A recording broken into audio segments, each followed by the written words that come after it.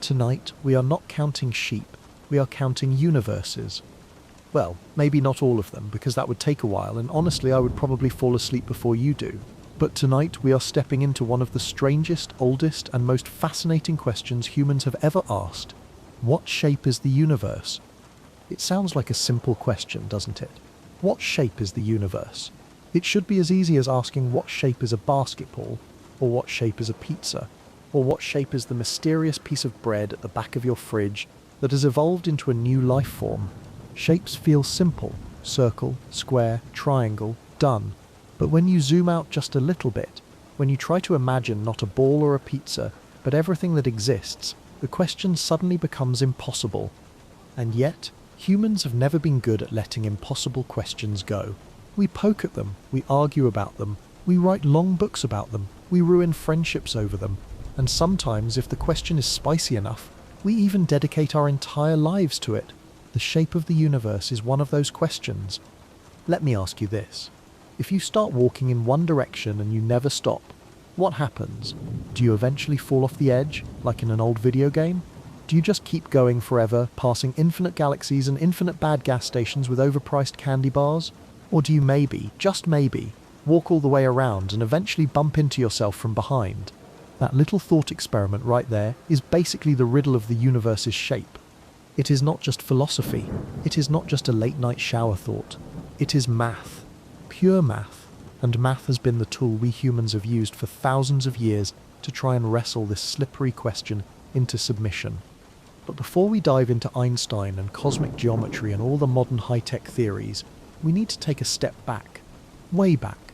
Because humans have been asking about shapes since before we had telescopes, before we had science, before we had even figured out what deodorant is. We are obsessed with shapes. Kids doodle them in school when they are supposed to be paying attention. Artists hide them in paintings. Architects build entire cities out of them. And mathematicians, well, they sit around and argue whether a circle is more perfect than a square, which honestly sounds like a weird way to spend a weekend, but that's the history of math in a nutshell. Think about it. What is the first math any of us learn as kids? It is not calculus. It is not trigonometry.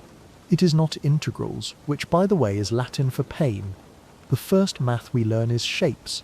Circles, squares, triangles. We learn how to count sides, how to draw them, how to spot them in the world around us.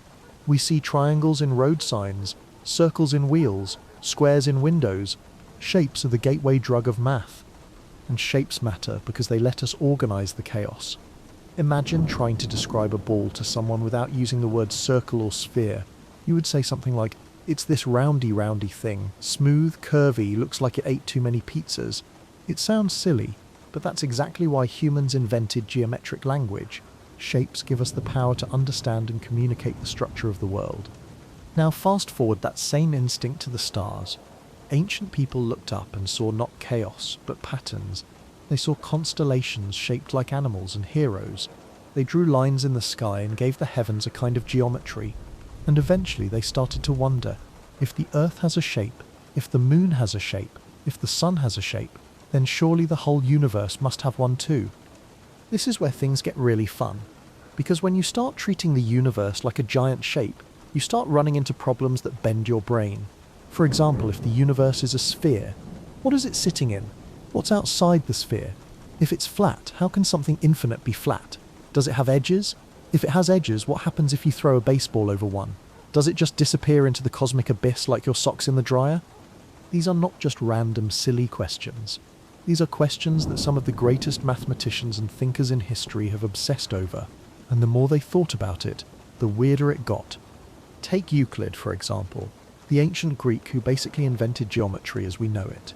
He gave us the rules, the postulates, the building blocks of math that every high school student has cursed at. Euclid's geometry works great on paper, on the ground, in buildings, but when you stretch it to the stars, suddenly, it doesn't quite fit. The universe is bigger and stranger than Euclid ever dreamed. Then you have Pythagoras, who was not just about triangles, but also about the idea that numbers and shapes were the secret language of the cosmos. He thought math was almost mystical, like the universe was written in geometric poetry. He might not have been totally wrong. And if we skip ahead many centuries, we meet Einstein, who looked at the entire fabric of space and time and said, you know what, this isn't flat, it's curved. Which is kind of like saying, hey guys, the floor you're standing on is actually a trampoline, but one so big you can't tell. Einstein basically turned the question of the universe's shape into a detective story, one that we are still trying to solve today. So tonight, I want you to relax, lay back, get comfortable, and let's wander together through this mystery. We'll visit ancient Greece, we'll crash a Renaissance art class, we'll peek over Einstein's shoulder as he scribbles on a chalkboard, and we'll even chase some unlucky pigeons who accidentally helped us understand the universe. This is not going to be a lesson full of equations and tests. This is a bedtime story told in math, because the question of the universe's shape is not just math. It is human. It is about our need to understand, our endless curiosity, and yes, sometimes our ability to argue for 2,000 years about a single line in a geometry book. By the end of this journey, you will not just know more about the shape of the universe, you will feel the strange beauty of not knowing for sure. You will see how every shape, from the triangle doodled in a school notebook to the vast curve of space-time itself, connects in one long human story. So let's begin. What shape is the universe? Nobody knows, but the mystery is the fun part. And tonight, that mystery is our lullaby. If you think about it, shapes are the first secret code humans ever cracked. Before we had written language, before we had emojis, before we even had TikTok dances, we had shapes. Circles, triangles, squares. They were our way of saying, look, the world is not just random, it has structure, it has patterns. Shapes are like the universe's signature, little fingerprints scattered everywhere, waiting for us to notice. Let's play a game. Imagine you are a human living tens of thousands of years ago. No phone, no internet, not even a proper chair. You spend most of your day trying not to get eaten by something with sharp teeth. And yet at night you look up, you see the moon, it is round. You see the sun the next morning, also round. You pick up a rock, maybe not perfectly round, but close enough. Suddenly you realize, the world is full of circles. And that realization is huge, because once you spot shapes, you can start to predict. The circle of the sun comes back every morning. The circle of the moon changes its face in a pattern. Triangles form in the way tree branches split. Squares and rectangles pop up when humans start to build huts. Shapes mean order, and order means safety. If you can see the pattern, maybe you can survive. Fast forward a little, and shapes become tools. You want to build a house? You better figure out how to make a right angle. You want to farm? Better measure a square field so you can plant evenly. You want to convince your neighbour that your goat is smaller than his goat? You need a system of measurement, and that system comes straight from geometry. Shapes are not just fun doodles, they are survival tech. And then of course, humans did what humans always do. We got obsessed. We started asking questions like, what is the most perfect shape? Which is kind of like asking, which ice cream flavour is the most perfect? There is no answer, but that has never stopped anyone from arguing about it. For the ancient Greeks, perfection was the circle. They loved circles. To them, a circle was eternal, balanced, without beginning or end. You can imagine some Greek philosopher staring at a pot lid and whispering, yes, perfection. Meanwhile, Pythagoras and his followers were busy turning triangles into holy symbols. The right triangle in particular was their jam. They thought math was so sacred that they even had rules about beans. Yes, beans. Legend says the Pythagoreans believed beans were somehow evil. Don't ask me why. Math geniuses can be weird. But here is the fun part. When you love shapes, you also start seeing them everywhere, even when maybe they are not really there. Humans love to force patterns on the world. Think constellations. The stars are just scattered dots of light, but we turn them into hunters, bears, and mythical heroes. That is shape obsession in action. Now let's jump forward a couple thousand years. Today, we live in a world absolutely built out of shapes. Look around you right now. Your phone is a rectangle.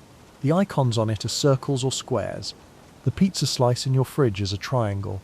The road signs outside are octagons. Shapes are not just in math class. They are literally the architecture of our daily lives. And here's where it gets really interesting. Shapes are not just decoration. They tell us deep truths about reality. A circle is not just round. It encodes pi, one of the most mysterious numbers ever.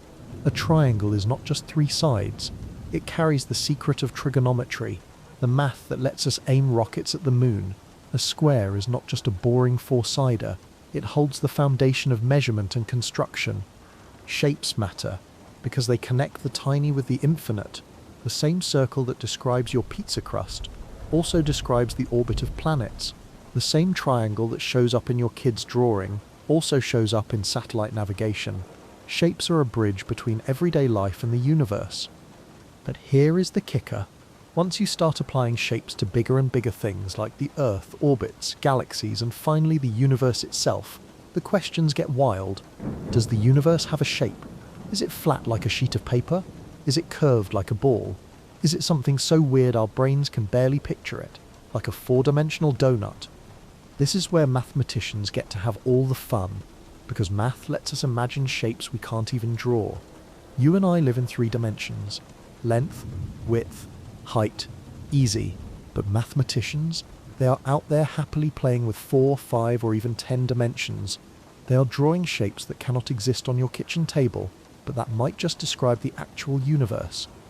And let's be honest, shapes are also fun because they give us excuses for weird jokes. Like imagine trying to explain a torus, which is basically a donut shape to a hungry person. Yes, I know you want to eat it, but actually, it is the foundation of topology. Or a Mobius strip, the famous shape with only one side.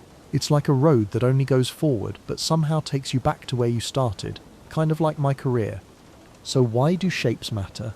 Because they are the language of reality.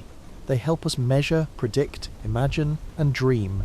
They are the building blocks of art, architecture, science, and even philosophy. They are the playground where humans first learned how to think abstractly, how to turn messy experiences into clean ideas, and without shapes we would never even begin to ask about the shape of the universe. Let me leave you with a little thought experiment before we move on. Take a moment to picture your favourite shape. Circle, triangle, square, whatever. Now imagine zooming out. Imagine that shape growing bigger and bigger until it fills the sky. Imagine that it stretches across the stars, across galaxies, across the whole universe. Could it be that the entire cosmos itself is nothing more than one giant shape? It sounds absurd, but that absurdity is exactly what has fueled human curiosity for thousands of years. Shapes matter because they are simple, but they lead us to questions that are anything but simple. Questions that keep us awake at night.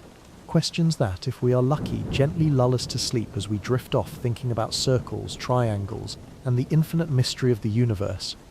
And so tonight, as we continue our journey, remember this: shapes are not just what we draw on paper. They are the clues left behind by reality, little breadcrumbs leading us deeper into the cosmic mystery. Let's time travel. Picture yourself in ancient Greece. No cars, no Wi-Fi, no Netflix to binge. The closest thing to entertainment is someone standing on a rock yelling about philosophy, which, to be fair, was basically the Netflix of the ancient world. People gathered in crowds, sipping wine, listening to some guy with a long beard saying, "What if numbers are the secret to the universe?" And everyone around him is like, "Wow, that's deep. Somebody write that down." The Greeks were obsessed with knowledge. They wanted to measure, categorize, and make sense of everything. And when it came to the heavens, the sun, the moon, the stars, they didn't just look up and say, "Pretty." No, they asked questions. They wanted numbers. They wanted proof. They wanted geometry. Take Pythagoras. Most of us know him from the Pythagorean theorem, which is the math equivalent of that one pop song you can't escape. But Pythagoras wasn't just about triangles. He and his followers thought numbers and shapes were the secret structure of the cosmos. They believed the universe itself was made of harmony, like some giant mathematical orchestra. Imagine Pythagoras lying awake at night, not counting sheep, but triangles. One of my favourite Pythagoras stories is that he thought the whole universe was based on music. He noticed that strings on a lyre produced different notes depending on their lengths, and he decided, yes, everything is numbers and music proves it. Honestly, if Spotify had existed back then, he probably would have claimed it was divine. The guy basically turned math into a rock concert, except instead of guitars it was ratios. Then we have Euclid. Euclid, the man who gave us the textbook from hell. His book Elements was the foundation of geometry for over 2,000 years. High school students around the world still curse his name every exam season, but you have to give him credit. He systematized geometry like nobody else. He laid out the rules of points, lines, and planes in a way that made math almost unshakable. And when the Greeks asked, "What shape is the Earth? What shape is the universe?" Euclid's geometry became the toolkit to even think about those questions. But the real star of our Greek show is Eratosthenes. This man was a genius, and he had the kind of big brain idea that makes you want to stand up and clap. Around 240 BC, Eratosthenes decided he was going to measure the size of the Earth. Remember, no satellites, no Google Earth, no airplanes, just sandals, shadows, and math. Here's what he did. He heard that in a city called Cyane, at noon during the summer solstice, the sun shone directly down a well, casting no shadow. Meanwhile, in Alexandria farther north, shadows did appear. So he thought, aha, if the Earth were flat, shadows would be the same everywhere. But they're not. So the Earth must be curved. He measured the angle of the shadow, did some calculations, and boom, he estimated the Earth's circumference. His answer was astonishingly close to modern measurements, off by maybe a few percent. Imagine that. A man more than 2,000 years ago figured out the size of our planet using nothing more than a stick, a shadow, and a bit of geometry. That's like building a spaceship out of duct tape and actually reaching Mars. Pure brilliance.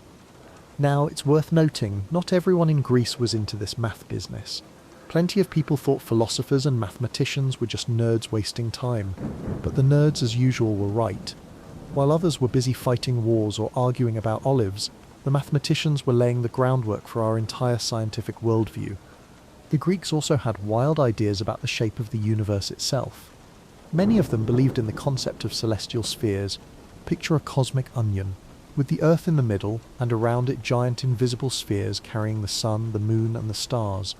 Each sphere rotated in perfect harmony, like some grand cosmic machine. This idea wasn't just philosophy, it was math mixed with music, geometry mixed with poetry. Of course, now we know celestial spheres are not real. The stars are not glued to glass shells spinning around us. But back then it made sense. It was their way of explaining the patterns they saw in the sky. And honestly, it was kind of beautiful. Imagine lying under the night sky, believing the heavens themselves were made of giant crystalline domes, each turning with divine precision. It sounds like something out of a fantasy novel. But the real takeaway is this. The Greeks proved that math could reach the heavens. They showed that you don't need a rocket to explore the universe. You just need curiosity, patience, and maybe a long beard for credibility. They connected the dots, literally, and turned the night sky into something measurable, something logical. And here's the funny thing. Even though their models weren't perfect, even though they didn't have telescopes or satellites, the Greeks laid down the foundation for every cosmologist who came after them. Eratosthenes paved the way for Copernicus. Euclid paved the way for Einstein. Pythagoras paved the way for generations of people who like to play with triangles when they should be doing something else. The Greeks weren't always right. Sometimes they were hilariously wrong. Some thought the Earth was the center of the universe. Some thought planets moved in perfect circles when really they wobbled like drunken dancers. But the fact that they were asking these questions at all is the miracle. They turned stargazing into science. So next time you hear someone complaining about geometry homework, just remind them that homework is the same math Eratosthenes used to measure the Earth. It's the same math that started the quest to understand the shape of the universe. Without those ancient Greek nerds, we'd still be sitting around the campfire going, stars pretty. The Greeks who measured the heavens didn't give us the final answer, but they gave us the first step. They gave us the courage to think big, to look at the cosmos not just with wonder, but with logic. And that in many ways is the real start of our detective story. So the next time you look up at the night sky, think of Eratosthenes and his shadow experiment. Think of Pythagoras humming to himself about triangles and music. Think of Euclid, scribbling rules that would haunt high schoolers for centuries. These were the people who began the journey, the original cosmic detectives, the ones who first dared to ask what shape is the universe. And now that we've seen their beginning, it's time to tackle one of the most popular myths in history. The one you've probably heard a million times in school. The idea that everyone thought the Earth was flat. Spoiler alert, they didn't. But that's a story for our next chapter. You've probably heard this one before. People in the Middle Ages believed the Earth was flat. Teachers said it, cartoons joked about it. and it's been repeated so often that it feels like common knowledge. But here's the twist. It's not true, at least not in the way most people think. The whole "everyone thought the Earth was flat until Columbus proved them wrong" is more of a historical myth than a fact. Let's break it down. Humans have known the Earth is round for over 2,000 years. Remember Eratosthenes from the last chapter? The guy with the shadows and the well? He already measured the Earth's circumference in 240 BCE. You don't go around calculating the size of something you think is flat. That would be like me measuring the volume of my sandwich and then insisting it was two-dimensional. Even earlier, sailors and travellers noticed little clues. When a ship sails away from the shore, it doesn't just shrink evenly like in a cartoon. The bottom disappears first, then the sails, then finally the tip of the mast. That only happens if the surface you're on is curved. If it were flat, the ship would just get smaller and smaller, like a bad PowerPoint animation. The Greeks also saw evidence in the stars. Different constellations were visible at different latitudes. If you went south, new stars popped up over the horizon. If you went north, others disappeared. Again, that only makes sense if you're on a sphere. And let's not forget the moon.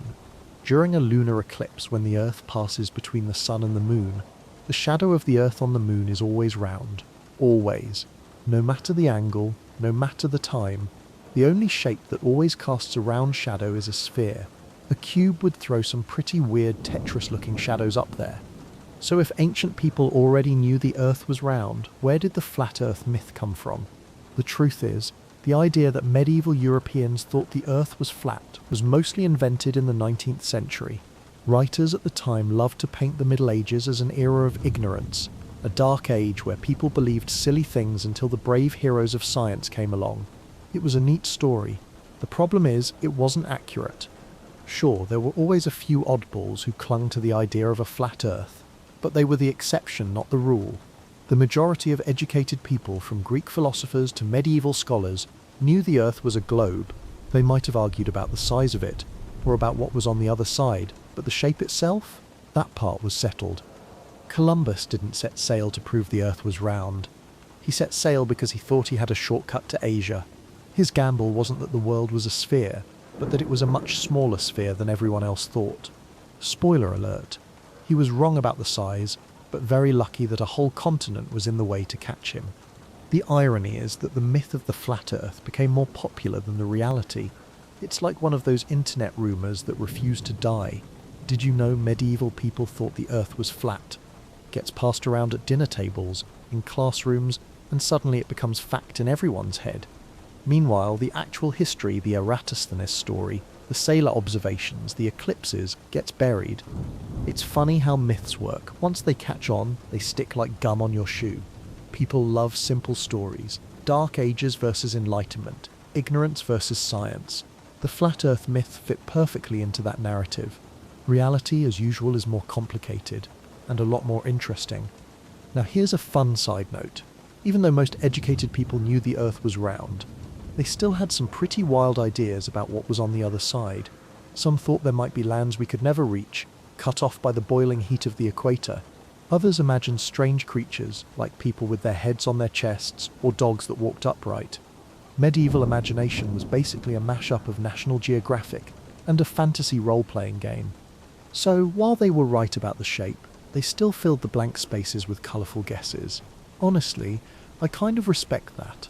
If I didn't know what was on the other side of the planet, I'd probably come up with a few weird creatures too. Here's another detail that gets overlooked.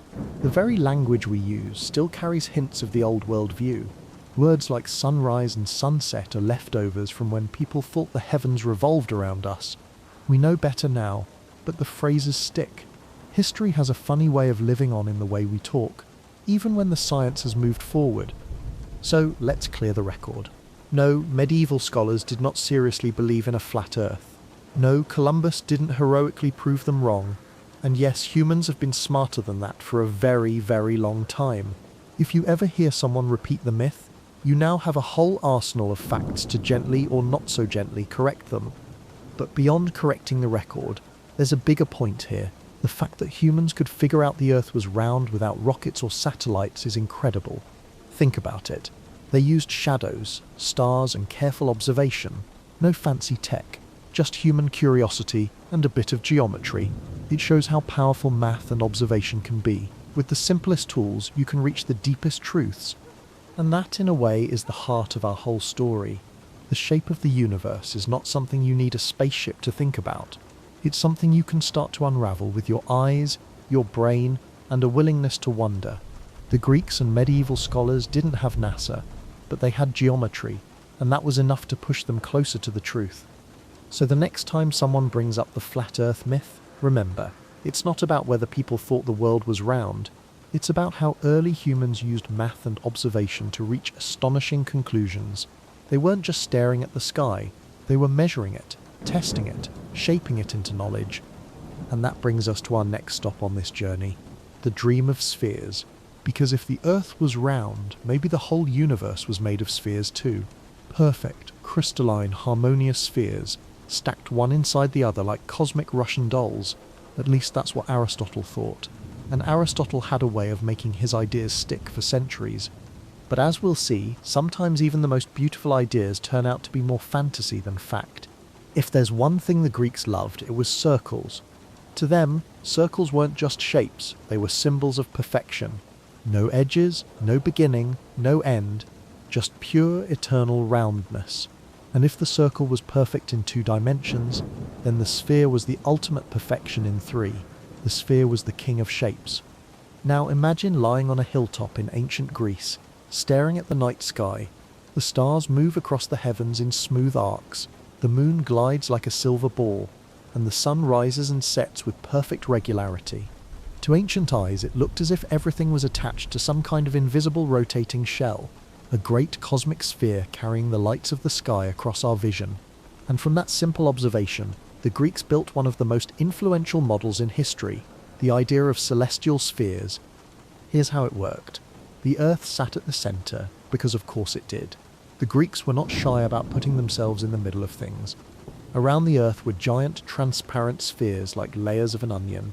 On these spheres were attached the moon, the sun, the planets and the stars. Each sphere rotated smoothly, carrying its heavenly bodies around us. The result, an orderly, harmonious, geometric universe. It was simple, it was beautiful, and it was wrong. But let's not get ahead of ourselves. The man who gave this vision its staying power was Aristotle. Now, Aristotle was the kind of thinker who had opinions about everything. Politics, biology, poetry, logic. If there was a subject, Aristotle had a theory. He wasn't always right, but he was always confident. And when he declared that the heavens were made of perfect spheres, people listened. He said the Earth was round, sitting in the centre, and everything else was locked into spherical shells around us. For Aristotle, spheres weren't just convenient shapes, they were the natural order of the cosmos. And here's where it gets really interesting. The Greeks didn't just think the spheres moved, they thought the movement was music. Pythagoras and his followers, remember them, had already believed numbers and harmony ruled the cosmos, so they imagined that as these spheres rotated, they produced celestial music, an eternal perfect symphony, too high-pitched for human ears. The music of the spheres, they called it. Imagine it, the universe as one giant orchestra, every planet and star playing its part in a cosmic tune. It sounds mystical, almost poetic, but it also shows how deeply the Greeks blended math, science and art. To them, geometry wasn't separate from beauty. Circles and spheres weren't just tools, they were ideals, the closest thing humans could glimpse to divine order. Of course, there was a practical side to all of this. If you're a Greek astronomer trying to predict where Mars will be next Tuesday, the sphere model works pretty well. You can set up a system of rotating shells and make decent predictions. Later, Claudius Ptolemy, a Roman living in Egypt, took this idea and turned it into the most detailed geocentric model ever, complete with little circles on top of circles called epicycles. It looked complicated, but it gave fairly accurate predictions of the sky, and so the spherical dream lasted for centuries. But let's pause and appreciate just how committed people were to this vision. For over 1,000 years, the celestial sphere model was not just science, it was philosophy, religion, and poetry rolled into one. To challenge it was like challenging common sense itself. When people looked up and saw the heavens moving smoothly, the spheres just felt right. And yet, if you dig a little deeper, cracks start to show. Planets like Mars sometimes go backwards in the sky, a weird little loop called retrograde motion. Try explaining that with neat, simple spheres, and you end up twisting yourself into knots. Ptolemy's solution was to stack smaller circles on bigger ones, like gears inside a clock. It worked, but it was messy, not exactly the perfect harmony Aristotle had promised. Still, the idea of spheres had a grip on the imagination. Think about it. To believe the heavens are made of perfect crystalline shells, each one humming a silent song, it's a comforting picture. The universe becomes an ordered machine, with no chaos, no randomness, just smooth, eternal perfection. For people living in a world full of wars, plagues, and political drama, the heavens felt like a sanctuary of order. And here's a fun twist. The idea of celestial spheres even influenced music and art for centuries. Composers talked about capturing the harmony of the cosmos. Artists painted heavenly circles. Architects designed domes to mirror the sky. The Greeks' obsession with spheres literally shaped culture. Now, of course, we know Aristotle's model was wrong. The Earth is not the centre. The stars aren't stuck to glass shells. Space isn't an onion. But I don't think we should laugh at the idea. Because even if they were wrong about the details, they were right about the big picture, that the universe could be described with math, that geometry could explain the heavens, that numbers and shapes weren't just human inventions but keys to unlocking reality itself. And that's why I love this chapter of history. It shows us that science doesn't move in straight lines. It's not like people were dumb, then smart. It's more like each generation builds a story that makes sense with the clues they have. Sometimes the story is right, sometimes it's wrong, but each step brings us closer. Without Aristotle's spheres, we wouldn't have had Ptolemy's refinements. Without Ptolemy, we wouldn't have had Copernicus daring to flip the model. Without Copernicus, no Kepler, no Galileo, no Newton, no Einstein. Every wrong turn is still part of the map. So next time you look up at the night sky, imagine it as Aristotle did. Picture great transparent spheres turning silently, carrying the stars with them, each one humming a note in a cosmic symphony. Even if it isn't real, it's beautiful, and beauty in its own way is a kind of truth. But the story doesn't stop there, because while the Greeks and Romans were spinning their spheres, other cultures were doing their own cosmic detective work. In the medieval Islamic world, scholars were reading, translating, and expanding on Greek geometry, and in many ways they were the bridge that carried these spherical dreams forward into the Renaissance. And that's where we're heading next, to meet the mathematicians, astronomers, and philosophers of the Arabic Golden Age, the people who kept the flame of geometry alive while much of Europe was too busy fighting over thrones and castles. When the Western Roman Empire collapsed, Europe slid into what people love to call the Dark Ages. Now, historians will tell you that label isn't totally fair. People didn't just stop thinking for a few hundred years and sit around in caves grunting. But it is true that much of the old Greek knowledge was at risk of being lost. The libraries of Alexandria had burned, wars scattered scholars, and for a while, Europe was too busy worrying about survival to spend evenings arguing about triangles. But while Europe struggled, another part of the world was having a golden age. In the Middle East, from about the 8th to the 14th century, scholars in the Islamic world were collecting, translating, and expanding upon Greek knowledge. And when I say collecting, I mean aggressively. Imagine the ultimate math fan club, except instead of posters and t-shirts, they were gathering entire manuscripts. They translated Aristotle, Euclid, Ptolemy, and more into Arabic. And then, once they had the texts, they didn't just preserve them, they improved them. One of the most famous names here is Al-Hazan, or Ibn al-Haytham, who lived around the year 1000. If you like optics, light, vision, lenses, this is your guy. He figured out how the eye really works. He experimented with light passing through holes, laying the groundwork for the camera obscura. Imagine him sitting in a dark room with a tiny hole in the wall, watching the outside world project itself upside down on the opposite wall. Most people would say, cool party trick. Al-Hazan said, no, this is physics, this is geometry, this is how vision itself works. But it wasn't just optics. Al-Hazan also thought deeply about astronomy. He didn't buy Aristotle's idea of perfect celestial spheres. To him, the math didn't add up. He criticized Ptolemy's system too, pointing out the inconsistencies. And here's the remarkable thing. Instead of treating these ancient texts like holy scripture, scholars like Al-Hazan treated them like puzzles. If something didn't work, they said so. They weren't afraid to argue with the giants of the past. Another great figure was Al-Khwarizmi, the man whose name gave us the word algorithm. If you've ever cursed at your calculator or at Google's search algorithm, you can trace your frustration back to him. He was a mathematician in Baghdad, working at the House of Wisdom. Yes, that was a real place, and yes, it sounds like something out of Harry Potter. It was basically the ultimate research institute of its time. Scholars gathered there to study, debate, and most importantly, write books. Al-Khwarizmi wrote about algebra, astronomy, and geography. His astronomical tables helped people track the movements of the planets with greater accuracy than before. He refined methods for calculating time and prayer directions, which, in a society where knowing when to pray was literally a matter of daily life, was a big deal. And while his work was practical, it also nudged humanity closer to understanding the larger geometry of the heavens. We also can't forget Omar Khayyam, a man who was both a mathematician and a poet. Imagine that combination. On Monday he's solving cubic equations, and on Tuesday he's writing one of the most famous collections of poetry in history, the Rubaiyat. Talk about work-life balance. Khayyam contributed to the understanding of geometry, but he also worked on reforming the calendar.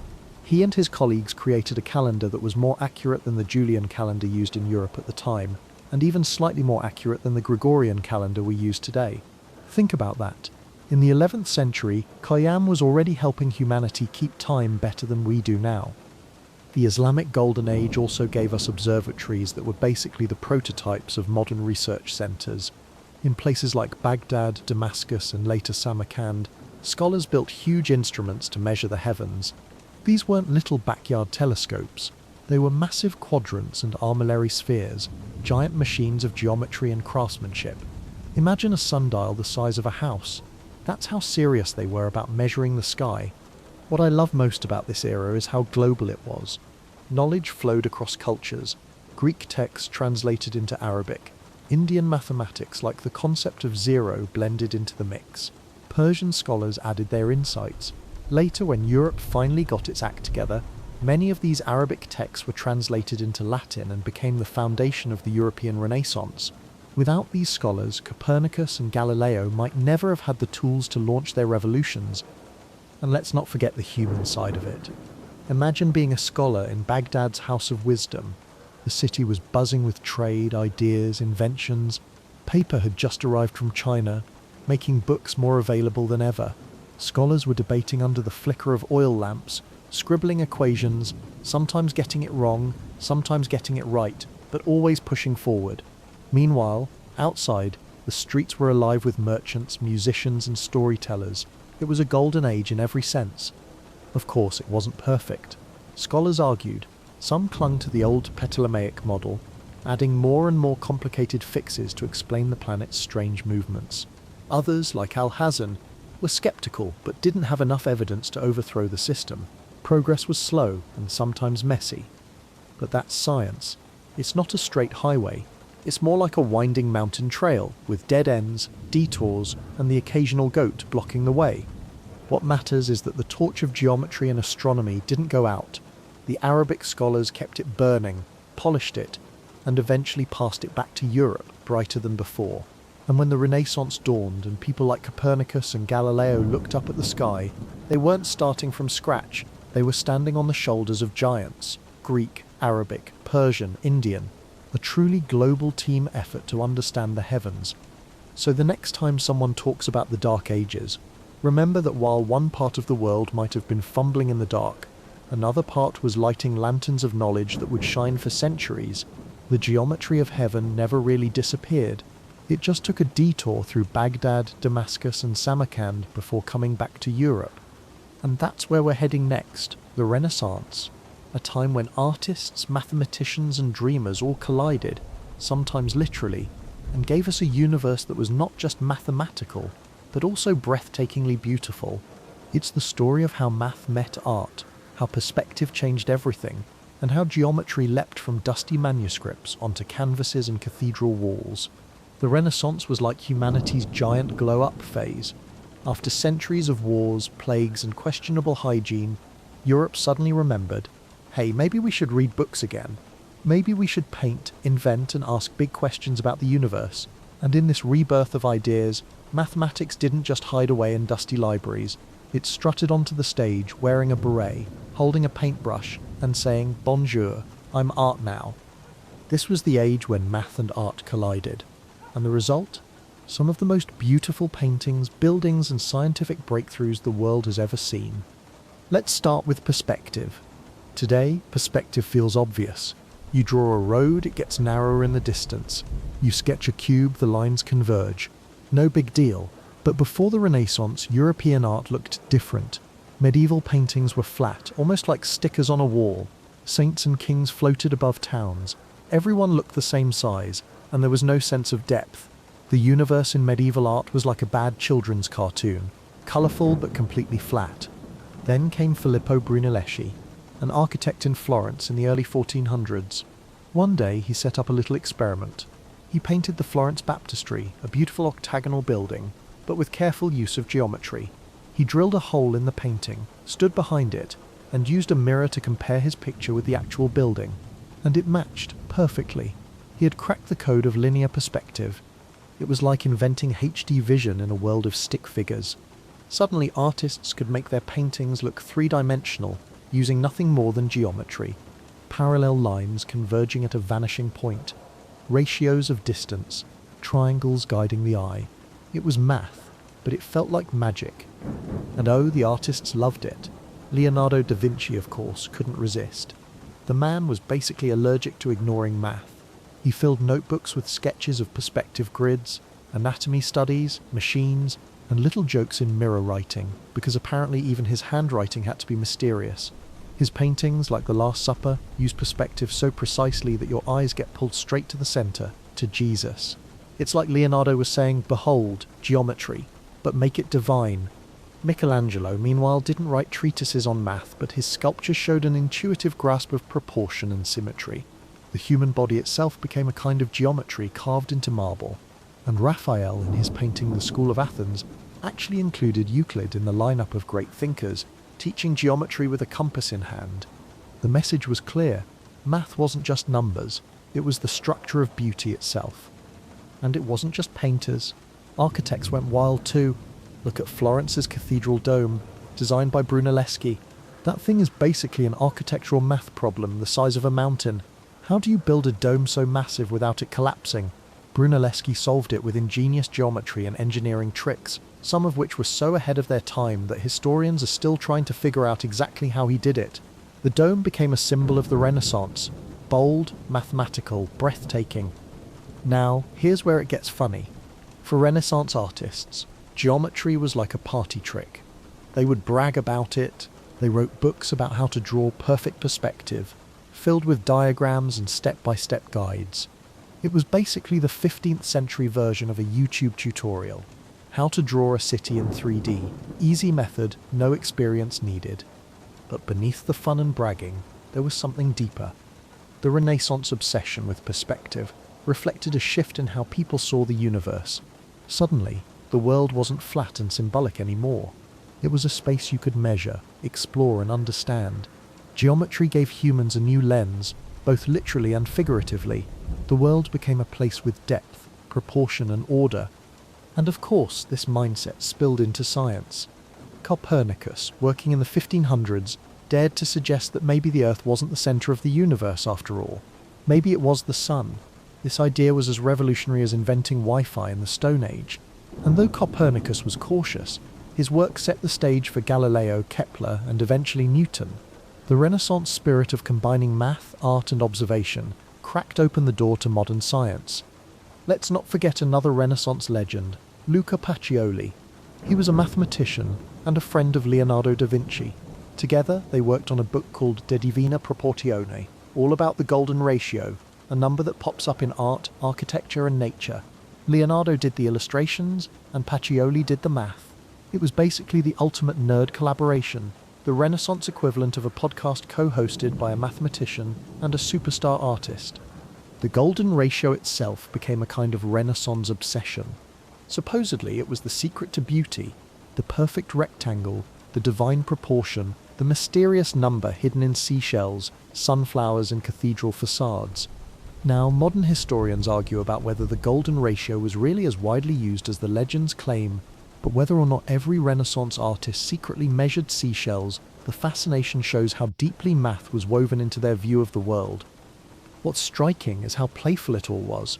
Geometry wasn't just for serious scholars in dusty robes. It was for painters, poets, architects, and dreamers. It was part of daily life, sneaking into cathedrals and canvases, turning math into beauty. The Renaissance made geometry sexy. Of course, not everyone was thrilled. Some critics worried that focusing too much on perspective and proportion was like cheating, an artificial trick to impress viewers, but the artist shrugged and kept doing it. Because honestly, once you learn how to make a flat painting look three-dimensional, why would you ever go back? It was like discovering colour TV and insisting you preferred black and white. So in the Renaissance, math and art danced together, and the whole world got a little brighter. The dome of Florence, the smile of the Mona Lisa, the lines of perspective stretching into infinity, all of them whispered the same secret.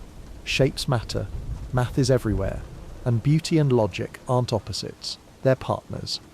And while the artists were busy painting their perfect vanishing points, the mathematicians were still wrestling with Euclid's geometry. Remember that pesky fifth postulate? The one about parallel lines? For centuries, scholars had been trying to prove it, patch it, or ignore it. And in the centuries after the Renaissance, this tiny little line of geometry would spark one of the biggest revolutions in math. If math were a family, Euclid would be the strict but lovable grandparent. You know, the kind who insists on rules at the dinner table but also sneaks you candy when no one's looking. His book Elements was basically the rulebook for geometry. For over 2,000 years, if you wanted to learn about points, lines, and shapes, you went to Euclid. He was the guy. But here's the thing, even geniuses have weak spots. And Euclid's weak spot was something called the fifth postulate, also known as the parallel postulate. Sounds innocent enough, right? Just one little statement about parallel lines. How bad could it be? Well, bad enough to start mathematical arguments that lasted almost 2 millennia. Imagine one sentence so controversial that it made generations of mathematicians throw their scrolls across the room in frustration. That was the fifth postulate. So what did it actually say? In simple terms, it went like this. If you've got a straight line and a point not on that line, there's exactly one line you can draw through that point that will never meet the original line. In other words, through a point, there's only one parallel line. Now, compared to Euclid's other postulates, this one was chunky. The others were short and sweet. Things like a straight line can be drawn between any 2 points. Nice and simple. But the fifth? It was wordy, complicated, and kind of clumsy. It stuck out like a sore thumb in a book, otherwise filled with elegant simplicity. Mathematicians have a sixth sense for when something feels off, and for centuries they stared at that postulate and thought, maybe this is not a rule. Maybe it's something we should be able to prove using the other postulates. Like maybe Euclid just got lazy that day and tossed it in at the end. So the hunt began. Mathematicians from ancient Greece to the Renaissance spent centuries trying to prove the fifth postulate from the others. They twisted themselves into logical knots. They came up with clever diagrams. They wrote entire books of proofs. And yet, every time the postulate refused to cooperate. It just sat there, smugly unprovable, like a riddle with no answer. Some mathematicians went so far as to call it the axiom of evil. Okay, maybe they didn't literally use that phrase, but they felt that way. The debates got heated. It was like the world's longest running group chat argument, except with more triangles and fewer emojis. Take Proclus, a Greek philosopher in the 5th century CE. He tried to tackle it and failed. Then Islamic scholars in the Middle Ages picked up the torch. They worked on it for centuries, trying every possible angle, literally. Omar Khayyam, the same guy who wrote poetry about wine and starlight, also wrestled with the parallel postulate. Imagine him putting down his glass of wine, sighing and muttering, "Ugh, these parallel lines again." The Renaissance didn't solve it either. Mathematicians like Girolamo Saccheri in the 17th century even wrote entire books about the problem. Saccheri came close to discovering something revolutionary. He tried assuming the parallel postulate was false to see what would happen. And what happened was fascinating. His geometry still worked, just in a strange new way. But Saccheri didn't believe it. He thought he must have gone wrong somewhere. Instead of embracing this new geometry, he dismissed it as absurd. Poor guy, he was standing at the doorway of a new mathematical universe, and just shrugged and walked away. Looking back, it's kind of funny. The very thing mathematicians were fighting with for centuries was the key to creating non-Euclidean geometry, but nobody was ready for that idea yet. To them, geometry was sacred, fixed, eternal. The idea that there could be more than one kind of geometry was like suggesting that up and down were optional. And yet, the fifth postulate just sat there, stubborn as ever. Mathematicians called it the troublesome child of Euclid's family. Some even suggested throwing it out altogether. But without it, geometry got weird. Parallel lines could meet. Triangles could have angles that added up to more than 180 degrees or less. It was like stepping into a funhouse mirror version of math. This, of course, eventually led to one of the greatest breakthroughs in mathematics. Lobachevsky, Bolyai, and Gauss would later embrace the weirdness and say, hey, maybe the universe really is non-Euclidean, but that's jumping ahead in our story. For now, let's just appreciate the drama. The fifth postulate was the math world's soap opera. For 2,000 years, people obsessed over it. They lost sleep over it. They argued about it at dinner. It was the itch no one could scratch. And honestly, that's kind of beautiful, because it shows that even in math, the land of certainty, proof and logic, there are mysteries that haunt us. Sometimes a simple question, like what's the deal with parallel lines, can lead to revolutions. Sometimes the weakest link turns out to be the doorway to an entirely new world. So next time you hear someone complain about geometry being boring, tell them about the parallel postulate. Tell them it was the most controversial sentence in math history. Tell them it drove geniuses mad for centuries and accidentally led us toward Einstein's curved universe. Geometry isn't boring. Geometry is drama. And speaking of drama, this story is about to get even juicier, because out of all that frustration, all that arguing, all those failed proofs, something extraordinary was about to be born. A new kind of geometry, strange and wonderful, that would flip the entire mathematical universe upside down. For 2,000 years, mathematicians treated Euclid's fifth postulate like a loose floorboard in an otherwise perfect house. Everyone agreed the house was beautiful, sturdy, elegant. But that one creaky board, it drove people mad. They tried to nail it down, polish it, hide it under a rug. Nothing worked. And eventually, a few brave souls decided, you know what, maybe the creak isn't a mistake. Maybe the whole floor can be built differently. That was the birth of non-Euclidean geometry. A geometry where the rules we thought were unshakable suddenly bent, twisted, and opened into something new.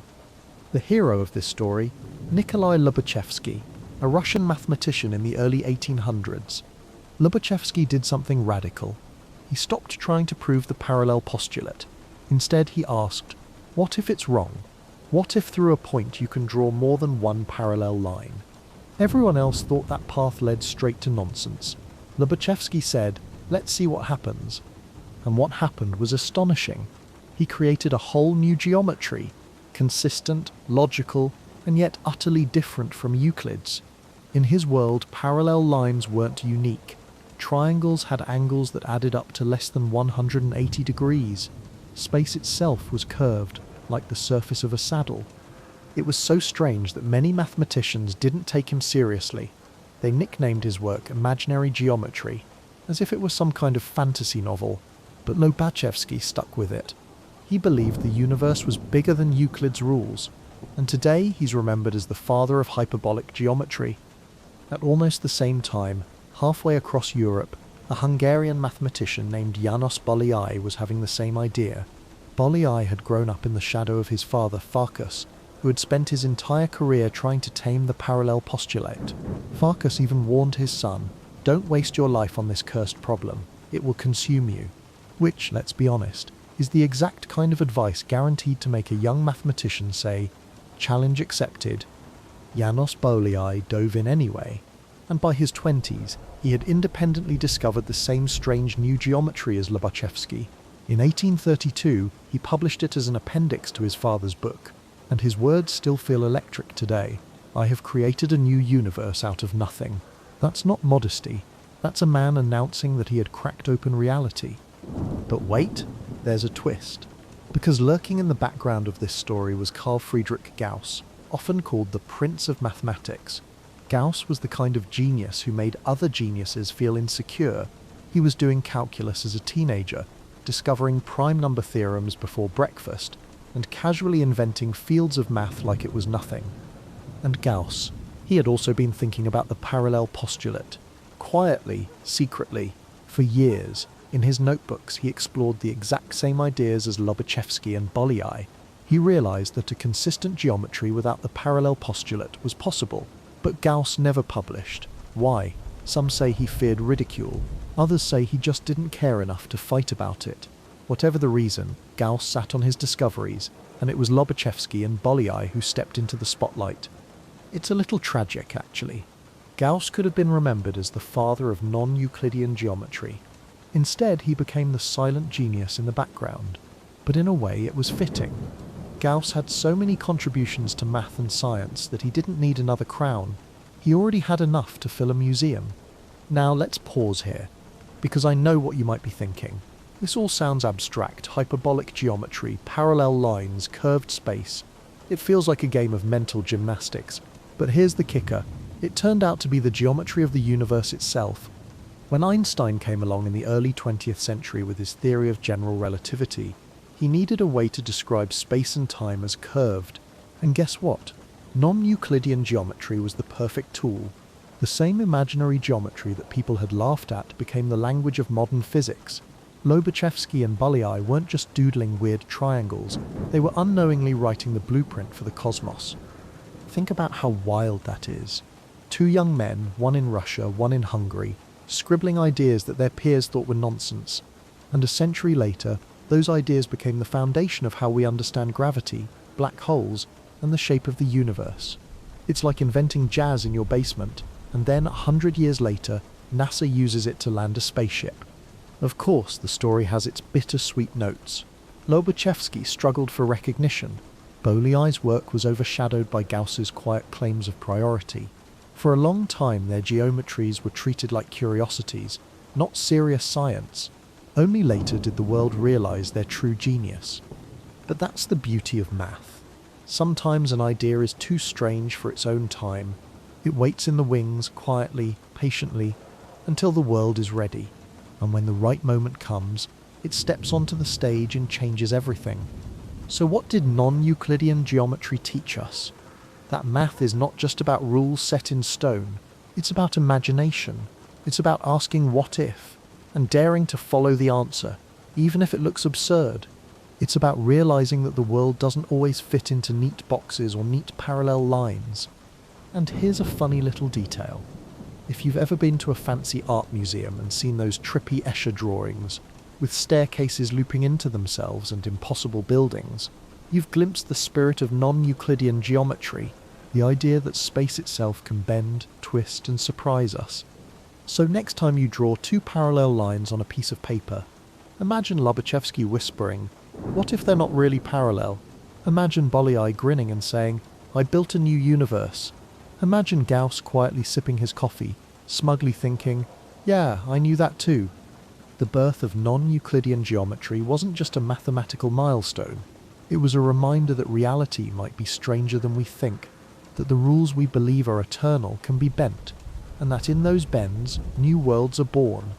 And speaking of bending reality, our story is about to take its biggest turn yet, because in the next chapter, a wild-haired physicist named Albert Einstein will show up, grab non-Euclidean geometry by the hand, and use it to reshape our entire understanding of space, time. By the early 1900s, math was buzzing with new ideas. Non-Euclidean geometry had cracked open doors no one thought could exist. Mathematicians were playing with curved spaces like kids with new toys.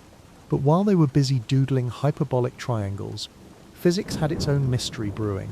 Something was off with the way we understood the universe, and into this stage stepped one of the most iconic figures in science, Albert Einstein. Einstein didn't look like your average professor. With his messy hair, wrinkled clothes, and faraway stare, he seemed more like a poet who accidentally wandered into a physics lab.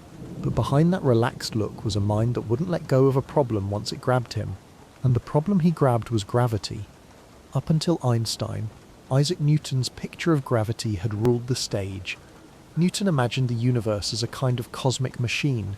Objects pulled on each other with a force. The Earth pulled the Moon, the Sun pulled the planets, and everything made sense. It was neat, tidy, and it worked well enough to send us to the Moon centuries later. But there were cracks in the model. Strange observations like the orbit of Mercury wobbling just a little more than Newton's math predicted suggested something deeper was going on. Einstein's breakthrough came from thinking not about forces but about geometry.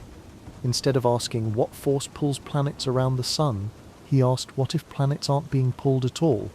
What if they're just moving along curves in space itself? Imagine space and time not as empty nothingness, but as a kind of fabric, a trampoline stretched out in every direction. Place a bowling ball on the trampoline, and it makes a dip. Toss a marble nearby, and the marble doesn't go in a straight line, it curves around the dip. That's gravity, Einstein said, not a mysterious force pulling things together, but the bending of space and time by mass and energy. This was revolutionary. Suddenly, non-Euclidean geometry wasn't just a curious thought experiment. It was the language of reality. The universe itself was curved, and Lobachevsky's and Bolyai's weird triangles turned out to be the perfect way to describe it. Einstein put it all together in his theory of general relativity, published in 1915. The math was heavy, but the idea was beautifully simple. Matter tells space how to curve, and space tells matter how to move. Planets orbit the Sun not because they're being tugged by an invisible rope, but because they're following the natural curves of space-time around a massive star. Of course, big ideas like this need proof, and in 1919 the world got it. During a solar eclipse, astronomers observed starlight bending as it passed near the Sun. The Sun's gravity curved space-time, and space-time curved the light. The photos matched Einstein's predictions perfectly. Overnight, he went from an obscure professor to a global celebrity. Newspapers declared him the new Newton. People sent him fan mail. His face was splashed across magazines. Imagine becoming world famous for an equation. And speaking of equations, Einstein's field equations of general relativity are some of the most beautiful and terrifying formulas in science. They look like something only a wizard could read, but at their heart they capture the dance of geometry and physics, the way space-time and matter shape each other. Einstein himself loved the elegance of it. He once said that the most incomprehensible thing about the universe is that it is comprehensible, and by comprehensible he meant that geometry, those simple shapes we talked about earlier, could describe the motion of planets, the bending of light, even the birth of the universe. Now, of course, Einstein had a sense of humour too. He knew his theory was strange. People would ask him to explain relativity, and he'd say things like, when you sit with a pretty girl for an hour, it feels like a minute. When you sit on a hot stove for a minute, it feels like an hour. That's relativity. Not exactly rigorous, but it got the point across. The real magic of Einstein's step was how it tied everything together. Gravity wasn't a force anymore. It was geometry. Time wasn't separate from space anymore. They were one fabric, space-time. And the universe wasn't a flat stage with actors moving around. It was a flexible, dynamic thing, warping and shifting with every planet, star, and galaxy. And let's be real, this was also a little terrifying. If space could bend, what else could it do? Could it stretch? Could it shrink? Could it tear? The questions Einstein's theory raised were just as wild as the answers it gave. What's even cooler is how everyday objects suddenly became gateways to cosmic truths. A falling apple for Newton revealed gravity. For Einstein, it revealed curved space-time. A simple beam of light bending near the Sun proved relativity. Suddenly, the ordinary was extraordinary. Geometry wasn't just for triangles in dusty books, it was for black holes and galaxies. Einstein's step also reshaped the very question we're asking in this story. What shape is the universe? Because if space itself can bend and curve, then maybe the universe as a whole has a shape too. Maybe it's closed like a sphere. Maybe it's open like a saddle. Maybe it's flat but infinite, stretching forever like an endless plane. Einstein gave us the tools to ask these questions in a rigorous way. Of course, Einstein himself wasn't always right. For example, when he first wrote his equations, they seemed to suggest the universe should be expanding, but he didn't like that idea. He thought the universe was static, eternal, unchanging, so he added a fudge factor, a cosmological constant, to force his equations to hold the universe still. Later, when astronomers discovered the universe really was expanding, Einstein called it the biggest blunder of his life, which, let's be honest, is a very Einstein kind of blunder. Even his mistakes were groundbreaking. But that's the charm of the story. Einstein didn't arrive as a perfect genius with all the answers. He was a curious, stubborn dreamer who wasn't afraid to bend the rules. Literally, he followed the math where it led, and it led him to a universe stranger and more beautiful than anyone had imagined. So the next time you hear someone talk about relativity, and it sounds intimidating, remember this: at its heart, it's a story about geometry. It's about lines, curves, and shapes, just drawn on the canvas of the cosmos instead of paper. And it's about a man who refused to accept the ordinary picture of the universe and instead dared to see it as something curved, alive, and endlessly mysterious. And speaking of curves, we're about to get even more hands-on, because in the next chapter we'll look at how you can actually see curved space using everyday objects. Paper, balls, donuts. You don't need Einstein's chalkboard to get a taste of what he meant. You just need a little imagination. Einstein's idea of curved space can feel intimidating when you first hear it. Space-time is curved, he says, and most of us nod politely while secretly thinking, cool, but what on earth does that mean?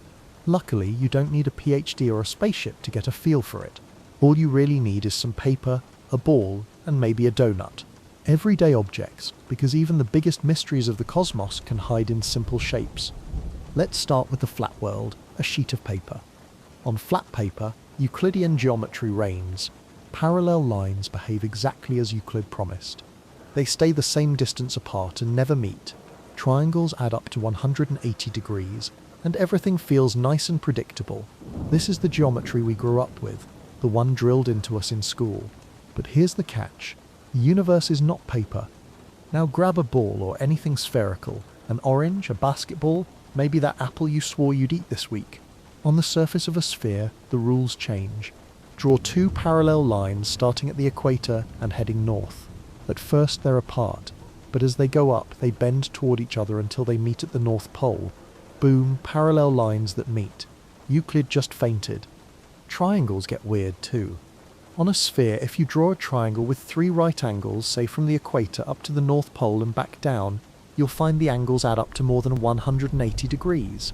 It breaks the rule we thought was sacred. But it works, it's consistent. That's spherical geometry. Okay, now for the fun one. The donut, or torus if you want to sound fancy. A donut-shaped universe lets you imagine walking in one direction and eventually looping back to where you started, like running laps. But here's the twist. Depending on how you go around, lines can stay parallel, meet, or drift apart. A torus has quirks that make it a favourite playground for mathematicians. And let's be honest, it's delicious too. You could say topology is the tastiest branch of math. So why do these everyday objects matter? Because they give us a window into what Einstein meant when he said space is curved. He wasn't saying space literally looks like a giant basketball or a cosmic Krispy Kreme. He was saying that the rules of geometry, the relationships between lines, angles, and shapes, depend on the curvature of space itself. Flat space has one set of rules, curved space has another. One of the best ways to picture this is the trampoline analogy. Imagine space as a huge trampoline stretched tight. Place a bowling ball in the centre, and it creates a dip. Roll a marble near it, and the marble curves around the dip. That's how planets orbit the sun, not because they're being tugged by an invisible rope, but because they're moving along the curves created by the sun's mass. Of course, trampolines have their limits. Real space-time bends in all directions, not just downwards like a trampoline. But as an everyday picture, it works pretty well, and it gets you thinking. Gravity isn't a force, it's geometry. Every apple that falls, every planet that spins, every galaxy that dances, it's all just stuff following the shape of space-time. What's really fun is that you don't even need props to feel curved space. You can sense it just by travelling on Earth.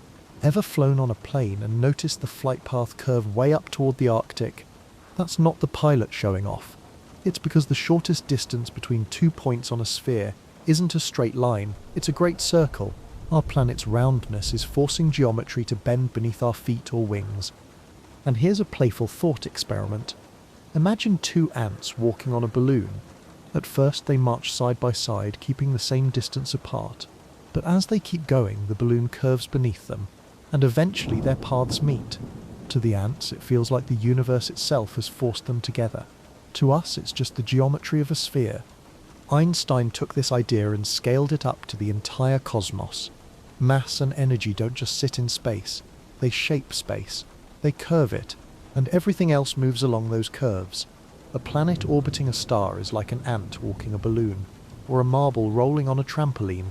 It's not being pulled, it's following the geometry. And here's the wild part. You don't need planets and stars to make this real. You can test curved geometry with light. Shine light near a massive object, and it bends. Astronomers proved this during a solar eclipse in 1919.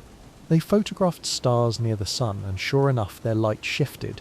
The universe itself had revealed its curve using nothing more than starlight and a well-timed eclipse. So what does this mean for us? Back here with our donuts and paper. It means geometry isn't just some abstract game. It's the fabric of reality. When you hold a ball, or eat a donut, or fold a paper, you're touching little models of possible universes. You're holding in your hands the same shapes that describe black holes, galaxies, and maybe even the cosmos as a whole. It's kind of humbling, isn't it? We don't need billion-dollar telescopes to start wondering about the universe. Sometimes a scrap of paper and a good imagination are enough. The same shapes kids play with in art class. Circles, spheres, loops are the same shapes that define space-time. And yes, I know, it's easy to get lost in the details. Hyperbolic versus spherical versus flat. Angles that add up wrong. Lines that refuse to behave. But that's also the fun of it. Curved space teaches us that the universe doesn't owe us simplicity. It's not required to follow the neat little rules we learnt in school. It does what it does, and our job is to catch up. So the next time you eat a donut, don't just think about sugar. Think about topology. Think about a universe where walking in one direction could bring you back to where you started. The next time you toss a ball, remember it's not just for playing catch. It's a model of spherical space. And the next time you crumple a piece of paper in frustration, remind yourself, even crumples are geometry. Maybe even the geometry of some alternate universe. Einstein's genius was to see all this not as abstract games, but as the real language of the cosmos. Curved space isn't just math, it's the way the universe actually works. And once you accept that space can curve, you're ready for the next big question. If space bends, can it also stretch? Could the entire universe itself be expanding, ballooning outward like an inflating sphere? Spoiler, yes. And that's exactly where our journey takes us next. So far we've been talking about space as if it's this flexible stage, curved, bent, maybe even donut-shaped if you're hungry enough. But there's another twist to the story, one that completely changes how we think about the universe. Space doesn't just bend, it expands. The whole universe is stretching like cosmic taffy being pulled in every direction. And this discovery is one of the greatest plot twists in the history of science. For a long time, even after Einstein's theory of general relativity, most people assumed the universe was static, eternal, unchanging. The stars had always been there and always would be. Einstein himself thought so. Remember, he even fudged his equations with the so-called cosmological constant to keep the universe from expanding. He didn't like the idea of a universe that changed on such a massive scale. Turns out, the universe didn't care what Einstein liked. Enter Edwin Hubble, an American astronomer in the 1920s. Hubble was working at Mount Wilson Observatory in California, which at the time had the biggest telescope in the world. With it, he could see farther than anyone had before, and what he saw changed everything. Hubble studied distant galaxies and noticed something odd. Their light was redshifted. In other words, the light waves were stretched out, shifted toward the red end of the spectrum, and the farther away a galaxy was, the more redshifted its light appeared. Hubble realized what this meant. The galaxies weren't just sitting still, they were moving away from us. And not just randomly, everywhere he looked, galaxies were receding. The universe was expanding. This was mind-blowing. Imagine blowing up a balloon with dots drawn on it. As the balloon gets bigger, the dots move farther apart. That's exactly what Hubble had discovered. Except the balloon was space itself, and the dots were galaxies. The universe wasn't a static stage. It was a balloon mid-inflation. And if the universe is expanding now, then what happens if you rewind the tape, go backwards in time and the galaxies move closer together? Keep going and eventually everything piles into one unimaginably dense hot point. That's the origin of the Big Bang Theory. The universe began from a tiny, compressed state and has been expanding ever since. Now I know what you're thinking. Wait, if the universe is expanding, what is it expanding into? This is where your brain starts to hurt, because the answer is nothing. Space itself is expanding. It's not like the universe is growing into some empty box. The box itself is growing. Galaxies aren't flying through space like raisins in pudding.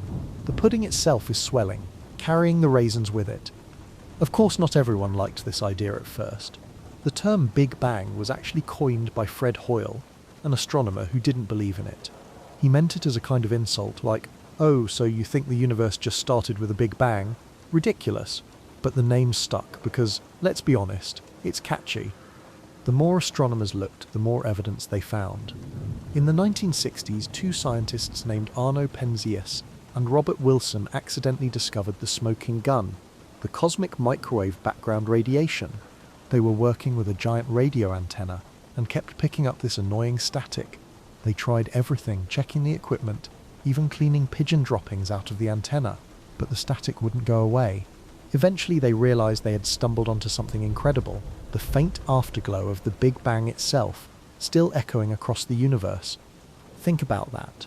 Every time you see static on an old TV, a tiny fraction of that fuzz is literally leftover light from the birth of the universe.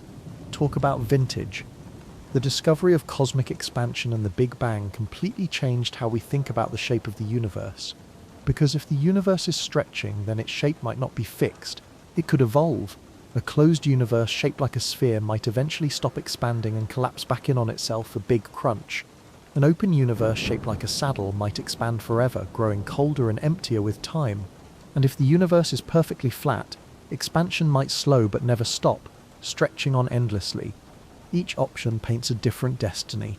Will the cosmos end in fire, collapsing back into a single point, or in ice, with galaxies drifting farther and farther until the stars burn out? Or will it balance forever on the knife edge of flatness, infinite yet delicate? These aren't just math problems, they're cosmic fates. And here's where the humour sneaks in. Humans have been asking big questions for millennia. Why are we here? Where are we going? And the universe's answer seems to be, well, you're on a balloon, good luck. It's humbling, but also thrilling. The expanding universe tells us that we're living in a story with a beginning, and maybe even an ending. It's not eternal in the way Aristotle imagined, with perfect spheres turning forever. It's dynamic, changing, restless, a universe in motion. And it connects back to that age-old question we've been following. What shape is the universe? Because expansion doesn't erase shape, it reveals it. Just like the surface of a balloon can be curved, flat, or something stranger, the expanding universe carries its geometry with it. By measuring how galaxies move and how space itself stretches, we can start to map the shape of everything. Of course, this is where things get weird. Expansion isn't just happening in space, it's happening to space. The distance between galaxies grows, but inside galaxies things stay bound together by gravity. That's why your coffee mug doesn't expand along with the universe. Which is good, because I don't think Starbucks could keep up with an ever-expanding latte.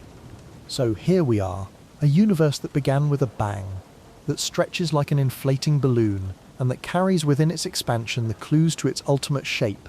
It's a mystery that started with shadows in a well, grew through spheres and parallel lines, and now explodes across billions of galaxies. And yet, the story isn't done, because expansion leads us to the next big question. What are the possible shapes this universe could take? Sphere, saddle, flat plane, or something even stranger? That, my friend, is where we're heading next. By now we know the universe is expanding, space itself is stretching, galaxies are drifting apart, and somewhere poor Einstein is still muttering about his biggest blunder. But what does all this stretching mean for the actual shape of the universe? Believe it or not, the options are surprisingly simple. Cosmologists usually narrow it down to three big possibilities: flat, open, or closed. It's like a cosmic IKEA catalogue. Pick your universe shape, some assembly required. Let's start with the closed universe. Picture a sphere, like a giant cosmic basketball. In this model, space curves back on itself. If you travel in one direction long enough, you'll eventually end up where you started, just like circling the globe on Earth. A closed universe is finite in size, but it has no edge, There's no cliff you can fall off. Instead, space loops around smoothly. The closed universe has a dramatic destiny, because gravity in this model is strong enough to eventually stop expansion. One day, billions of years from now, the universe would stop stretching and begin to contract. Galaxies would creep back together, stars would collide, and everything would collapse in what scientists call the Big Crunch. Imagine the universe inhaling deeply for billions of years, then sighing back into a single point.